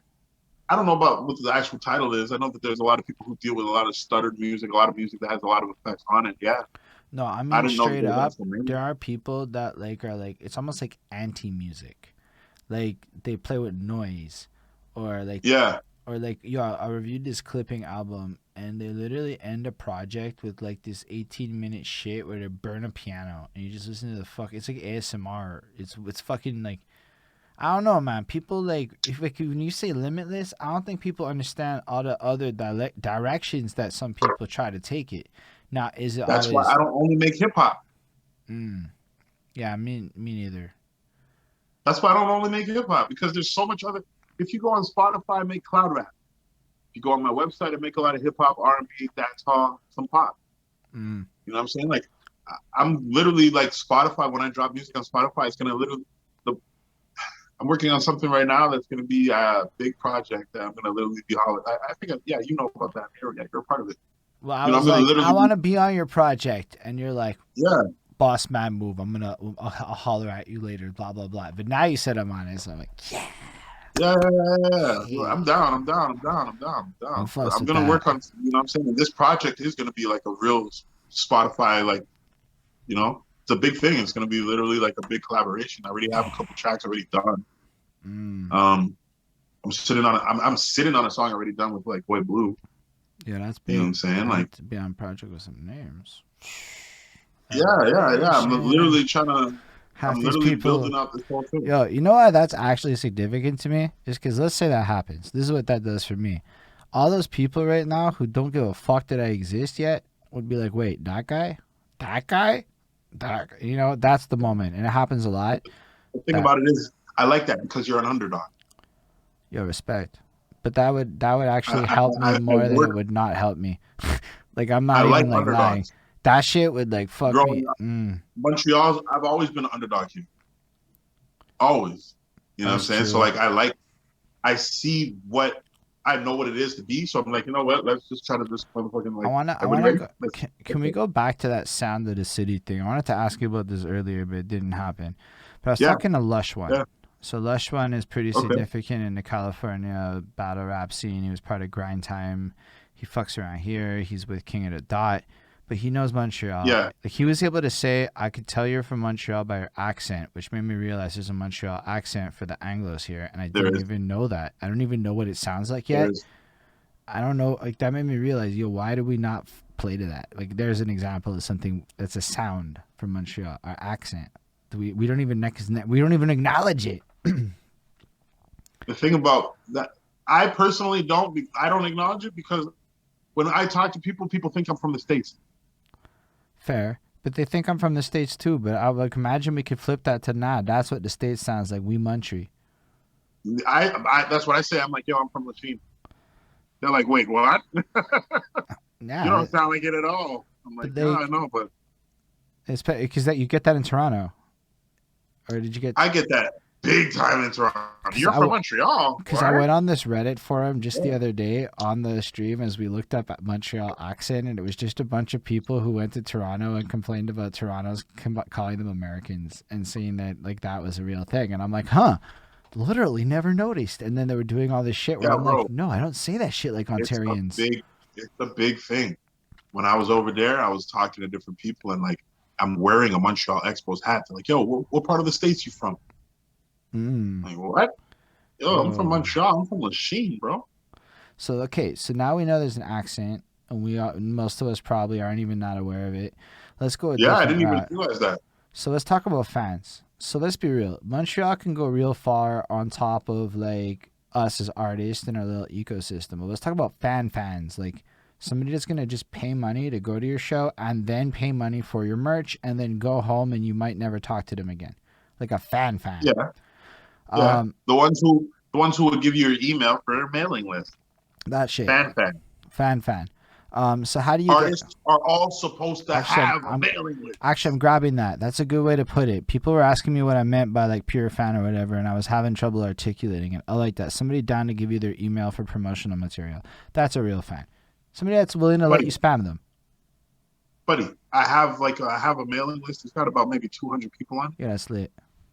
You know what I'm saying? Like, it's a very important thing if you're going to be going down that route of being digital. Yo, I started collecting a mailing list for Crossroad. I was like, wait a second, we're collecting a mailing list. So that's one of our new growth metrics. Is now here's what it does for you. If Facebook ever decides to close down, if you don't have a mailing list, you have no access to those whoever wants your shit. So you now have complete access, direct access to your fans, to the people who would spend on you. But let's go back to because mailing list is clear. I'm with you 100. It's like perfect what you're saying, but still the sound thing. So these fans that we're talking about, they are people who live in Montreal. So the sound so what Lush. Oh, you're talking about Montreal. Yeah, okay. We'll talk about Montreal locally. Okay. There's 12% of the city that's complete Anglo, and probably half the city that's bilingual enough. So there's enough people here to build a scene in terms of all of that stuff. All right. What do they like? Why do I say that? Because Lush once said, look at every single local city sound, and it's an amalgamation of the other genres people like. And I was like, fucking A, right? Let's look at this. So on one side, you got soca that's lit right now. On the other side, you got dance music that's lit right now. Jazz music has always been lit in our city. Metal punk is lit in our city. These are all facts. Dancehall. Yeah. Okay, I'm not as big on that side of it. But dancehall is huge here. So huge. DJ Bobby Payne, all his dancehall. I'm interviewing him. I booked him. Oh. Yeah, we got DJ Bobby Payne coming. Man. Yeah, I'm trying to talk to everybody. Dancehall's a big thing too, man. Yeah. To me, it's everybody, everything, right? But what I realized is these are all vibes that a city already has, and a lot of it, when you go back to taking from other cities, let's say, well, maybe like a New York has a different amalgamation of core sounds that exist. Like the jazz is different, the this is different, everything's different. So when you take from a beat that's targeting an area like that, the regular people are less interested. Whereas if we could find a way to take the shit Montreal already likes and blend it into this Montreal hybrid and make that the sound.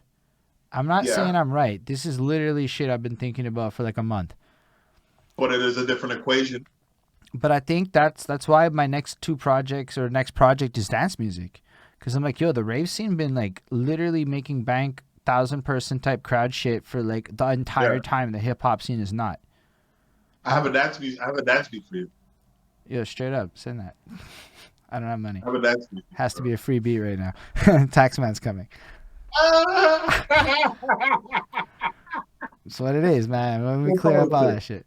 But politics, fine. Because I'm like, right now, Holden doesn't need paid beats. Maybe in the future. Maybe this year.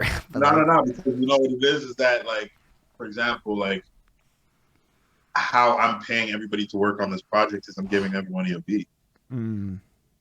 Okay. We'll talk, I guess. I don't know what politics means. We can have a review. I'll review it. Well, I can't review my own project. Chris and Bonnie can review it. I'll promise them. Okay. There we go. That'd be politics. Chris and Bonnie, I love y'all. But they have a job to do. No, they do it. Yo, there's no this without them. No this without them. It's the team again. That's why I keep on. Just like there's no Crossroad without Vince Price. Like people don't thank him enough at the end. They all thank me a lot, but they're not thanking Vince when they should be thanking Vince more than they're thanking me. Yeah, they're thanking you because you built the platform, but I know what you're saying. But Vince is it. Like, yo, He's putting in the work. Yo, shout out to Vince so still, man. Like, honest to God, like, to be spinning every week like that. we love it. I don't know how to describe it. It's the most amazing experience in my life is to build this crossroad Shout out movement. to Vince. That's straight up and down. Like, actually, now that you actually say that like that, it's like, yo, you're actually right. Yo, because I mean, I can't do what he does. I can't do the cut the beat shit, flow the shit. Yeah. I can't do that. Now we shared the On top ownership of of everything else you this. do? Like it's like a proper partnership. Like it's an our brand thing.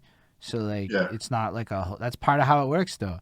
So it's like people worry so much about ownership. It's the fucking goofy. Yo, I was watching T-Pain. If you don't watch T-Pain daily, my guy, you're missing out on the greatest content I've ever seen. This guy's like, you know what's stupid in the industry? And I'm like, that's such my style. I want to be T-Pain now. T-Pain is one of my new role models. That's why I'm like, yo, fuck that. Let's talk some real shit. Because I've been watching T-Pain the last week. But yeah, like, I forgot what I was about to say. I'm not even going to lie. T-Pain. No, but I forgot what I was about to say before the industry. What was like the specific shit? Fuck. It'll come back to me. I can't have you on this. Yeah, it's done. Sometimes it'll pop in later on. Either way, man. It's the trees. Yeah, no, it's also like just like, yo, man, I've been like also a lot of things that your brain's eating up right now. Nah, but it's also like sleep deprivation on the real. I don't know, man. Like the sun's up at being up at like early, like 6 something. So like all of a sudden I'm going to bed later and waking up like earlier, and I'm like, this isn't the smartest. Welcome to my time. I go to bed at like 5. Yo, I can't. I'm at work at 9. I wake up at like 9. I can't do that because I gotta be awake for like 2.5 hours before I smile.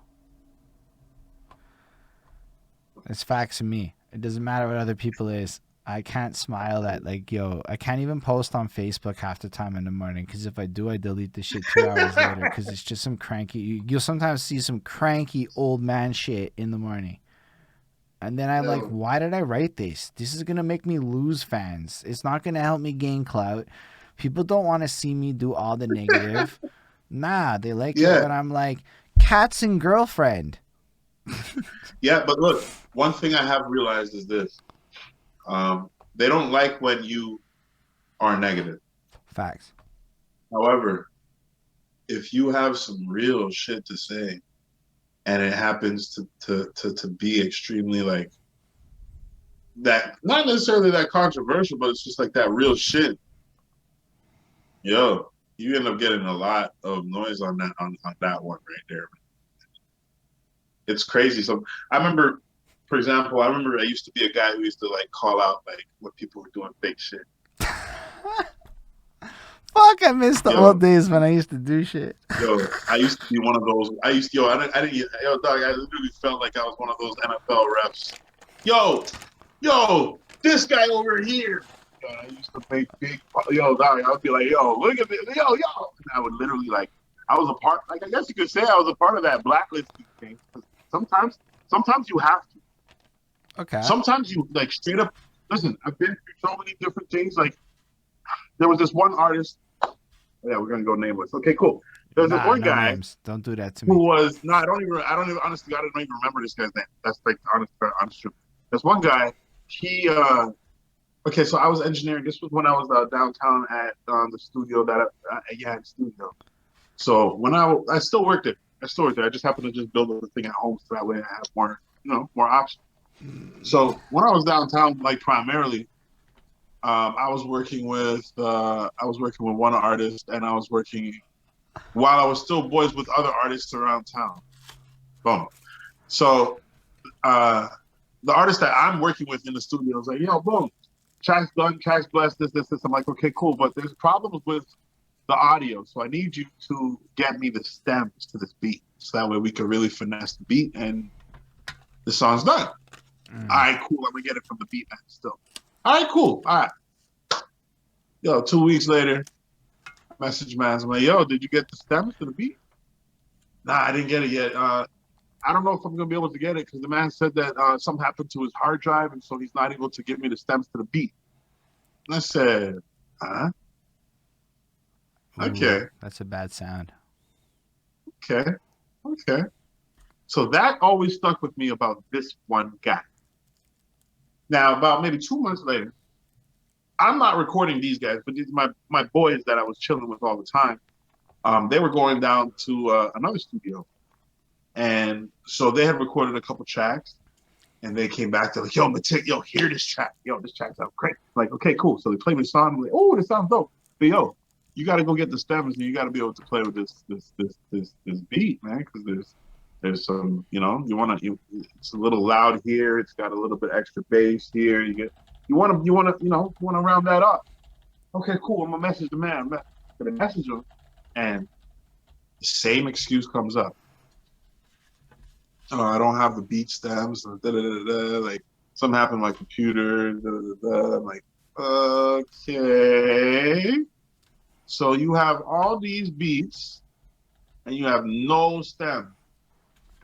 So I'm like, okay, this is I'm like, yo, now. So the first one was like my yellow, I was still green, but it was like, it was regular green. So you still have to be careful if you're trying to turn, you know what I'm saying? If you're going to treat it like a traffic light, right? It was still green. Okay, no problem. But the second guy, you have no stems the second time? Okay, no. And now that's a yellow light. Now that's a yellow light. Yo, tell me how. You round it off like this. I go on SoundCloud, and I'm just chilling on SoundCloud, and one of the beats starts playing from another producer page. I said, am I able to download this? And I went and I downloaded the instrumental straight. And I said, this guy is going on SoundCloud, downloading people's beats and saying that he made them? Oh, hell no. Nah. You're not doing this to my motherfucking business. Yo, are you dumb? Yo, I swear I lost it. So, yo, I ended up making a huge ass post. Man, you know who tagged me in that post? Somebody had tagged me in that post the other day. Oh my God. I'm not even trying. Man. Off camera stuff, not on cam. We got people watching. Yeah. Not saying names here. You know why I'm pausing? Like, wait a minute, no names. Nah, man. Because that's it, man. The second that happens, the second people really do that, like, the other day somebody came on and they were like, I'm like, I had to say it like 5 times. Like, are you sure you want to say that? Like, it's just weird. Like, it's weird vibes, Like, it's one thing to allude to it. It's one thing to talk about something because, like, you're trying to educate people to, like, be like, nah. Yeah. We need to, as a city or as a scene, understand the dynamics of how these systems interwork or shit. But, like, just to, like, snitch is weird. Yeah, I hear what you say. I know what you mean, though. I know what you mean. I mean, that's why these scenarios. It puts me in a weird position. Yeah, exactly, and that's something that we can't really be jeopardized for, Like, so no, I hear what you mean.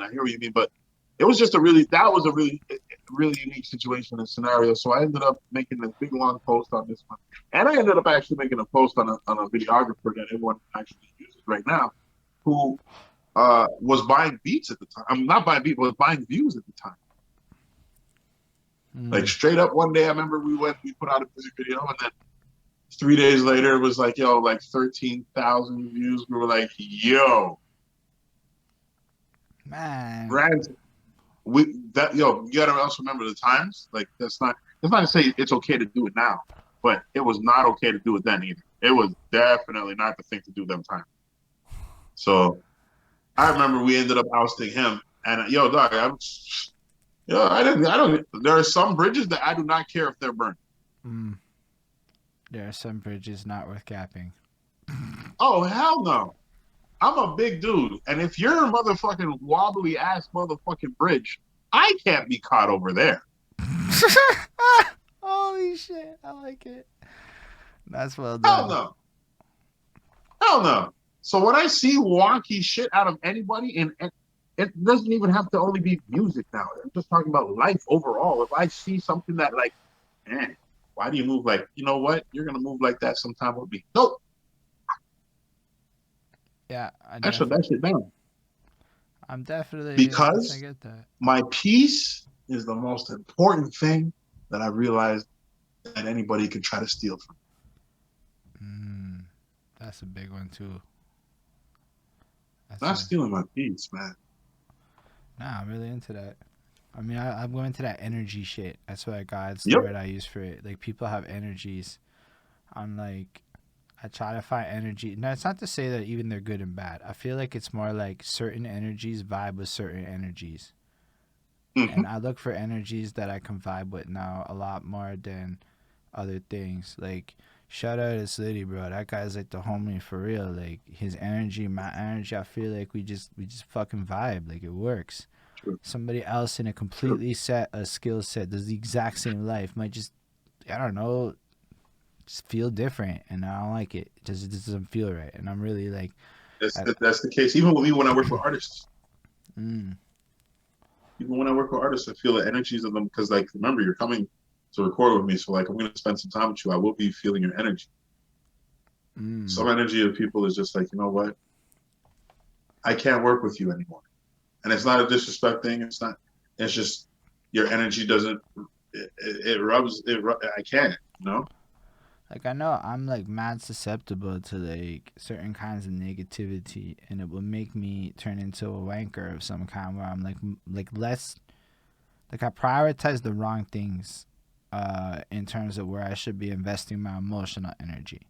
Like it's Okay. really easy to get mad at shit, but it's really hard to get mad at the right shit, or to find the right way to flip something to motivate you instead of lampooning into these like rumination cycles where you just literally like, there are times where I swear I have sat there in the morning just being in a bad mood for 3 hours and did like nada, and then I'm like, yo, what am I doing? And I snap out of it and shit. But that's a real Yeah. thing that happens. So it's like not less often, but like it's hard sometimes to prioritize where to put that energy and how to properly like work through that in a way where you're now doing something with it that's productive rather than feeding into these negative cycles that repeat themselves and thus attract other negative cycles with that law of Yeah. attraction Yeah. shit. That's a very important aspect that you said right now. Mm. Me personally, that came with age. That came with, you know what I'm saying? Like the older I got, the wiser I got, the more I realized my energy is not, I am not dispelling my energies on anything negative. Yeah. I'm not. I'm not. I'm not. Like, yo, and like, no, I've been there. I've done that for long enough, you know? Like, once you've gone through those types of experiences, you tell yourself never again. And once you honestly are honest with yourself, you really mean never again, you're not going to go through it. You're not Yeah. going to put up with It's a work in progress. I look at a lot of these it. things sometimes like it's like battling addictions. I'm addicted to being in a bad mood sometimes. It's an addiction in my life, and I learn how to manage it. And sometimes I'm real good at it, and sometimes I'm real bad at it. And that's the truth of it. Sometimes you win and sometimes you Because lose. I'm an addict, though. Like with everything. Like, shit, look how much weed I smoke. With everything, though, I'm addicted to every chase. Look how often I go live. Like, I don't do the middle ground very well. So for me, Yeah, it'll never yeah. be like there will never be a switch. It will always just be like a direction with back and forths for the rest of my life on most topics. I don't have it in me to See? just be that person. But that's the truth is there are people that can do what you're describing. I just want Yeah. to represent the other side where it's like, nah, I don't think I can do that. I don't think it'll, because I might do it today, Yeah. and then I might equally make the choice to switch back in 3 months, and that's also facts. I can't tell you that I won't change because it's really easy. It's not hard to convince myself to do most things, good or bad.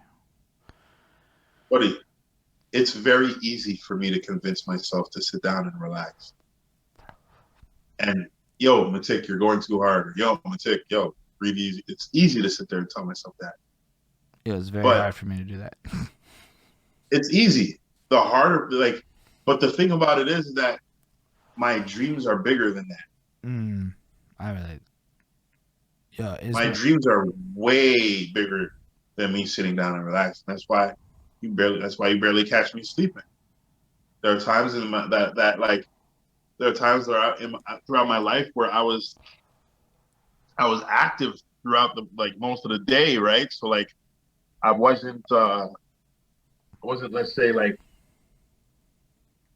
I don't know. There were times where I was up for 48 hours, like doing different things, right? Like, so that thought process and the amount of time that has set a part of my life, I can now go 2, 3 days with no sleep and just do whatever it is that needs to be done for that amount of time. Yeah, I'm jealous. I will literally get sick. It's not like a mental power thing. I mean, if I don't get enough sleep for more than, it's science, it's my life. My body tells Yeah, this to me every single time. Like even now, I'm a little because I'm sleep deprived, and I promise you, there's yeah, a chance that like I'm on the verge of sick, just on some like I can't. I need X amount of hours, whatever, whatever. And so I've always been envious of people who can really go like that sleepless with it. Like you buddy. can go. I've gone maybe 3.5 days.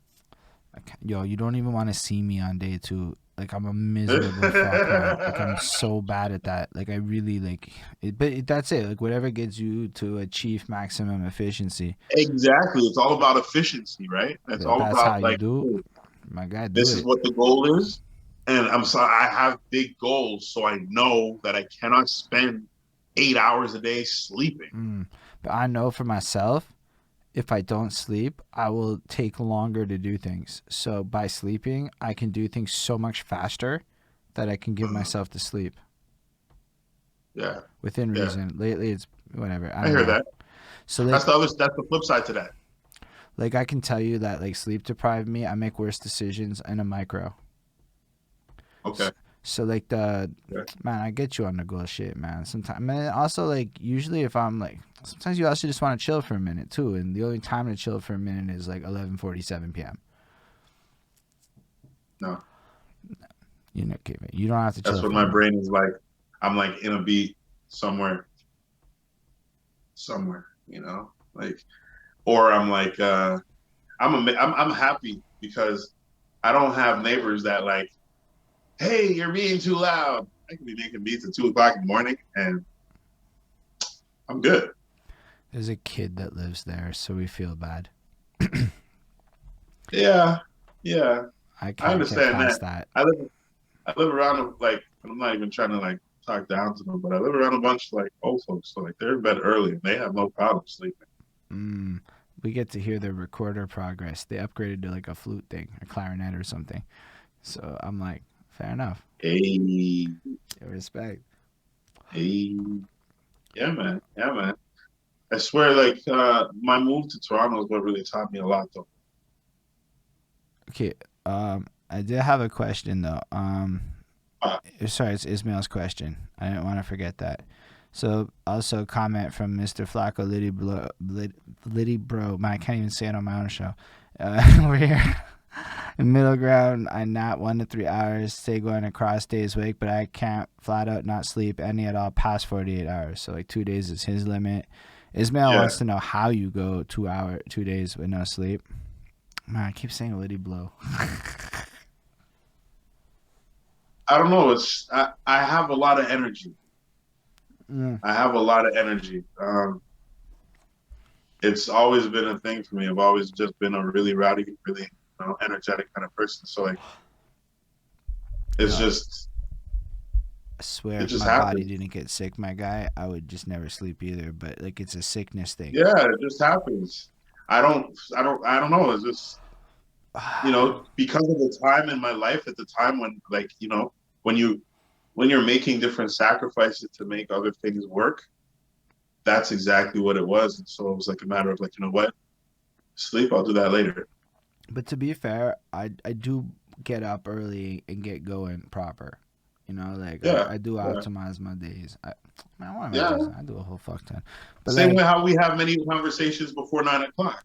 that's true. So like you can see I'm ready to go like Yeah, that. But I found like I was that, actually able to write songs faster in the morning than at night. It wasn't so much that I yes, felt more creative, but I was faster, and that has to do with some decision making per day metric I found one time.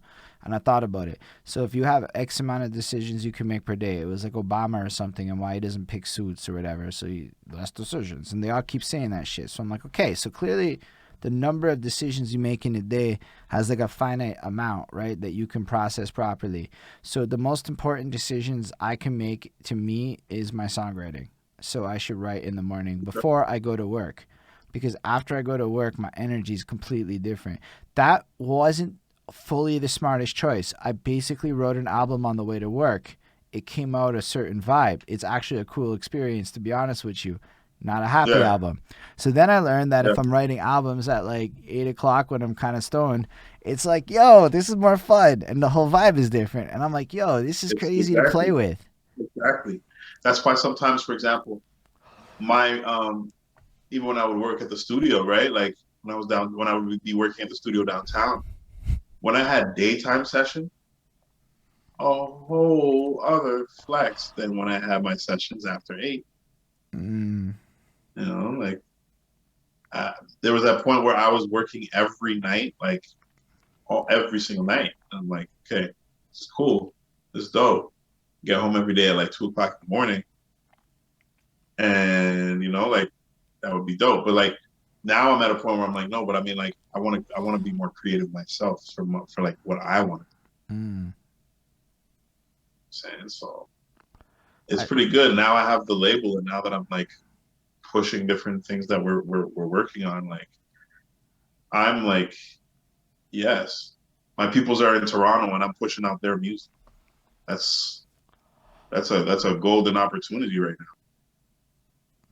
That's a golden opportunity. Like the music that we work on over there is like it was amazing because like we started this push in December, this past December, and it started off with a song called Salad from my boy Philly. And that song we just started there. We just started to push out like a song a month just to maintain. And it's doing what it's doing, man. It's working. It's doing what it's doing. Like I myself have a lot of different people who's like in the States looking out for me differently now than even in Montreal. mm. Like because of the fact that I have my beat store, now different people are searching my name differently. So it's just like it's fun, man. Like I have fans in different places, and also because I was running ads last year too. So it's just like big spaces everywhere. You just got to roll them all in, and that's why I'm focused right now on that this year. Yeah, it's a big year, man. Yeah, I agree. I just had to comment when you said the NYC thing, my boy, like New York or whatever. I don't know. Maybe it was just funny to something else, and I was just misreading it. I don't fucking know. It's late. I'm fucking tired. I'm having a great fucking time. I guess he was talking about someone else, and I just misread this shit, man. Anyway, You're fun. yo, it's good. It's like fucking long streams. It's a great time. Honestly, I think we should. I'm getting hungry. That's the facts of it. My tummy is starting to kick in for You're getting real. hungry. We Yeah. can Nah, cut it, man. We can cut nah, it. there's no Oh, fucking way look, we're it's getting off 10:45 the. already. There's a couple of things. I've called chats to have still. I'm like, yo, I'm gonna be talking about Metikulus still for a minute. No, maybe we should, like it's a good one. We'll talk again in the futures.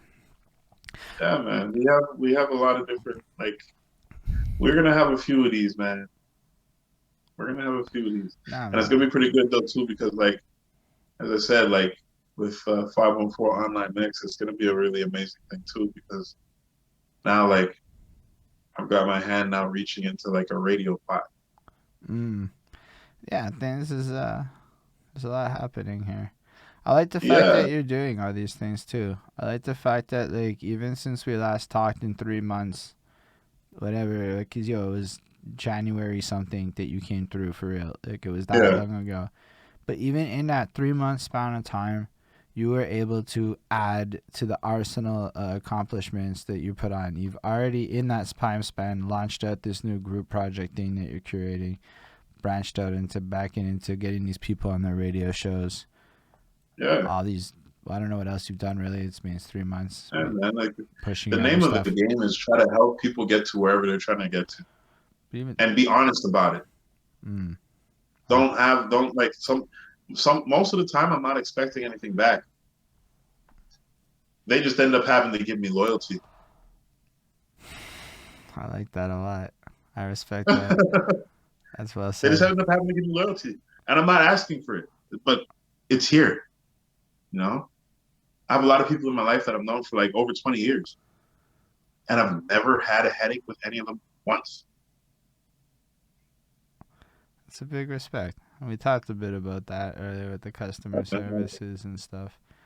It's very important for me to be, yeah, like I don't care if I'm liked. I don't care if like people like me. Nah, the number one thing is like, do you respect what I do? Do you respect my business mindset? Do you? You don't have to be even. You don't even have to be a client or a customer. Just listen. This is something new here. Mm. This is something new here. This is something you ain't ever seen. I'm like, I like that aspect of it, and that's why I am the way that I am. Knowledge is an interesting thing, and it lets you Oh think. hell yeah!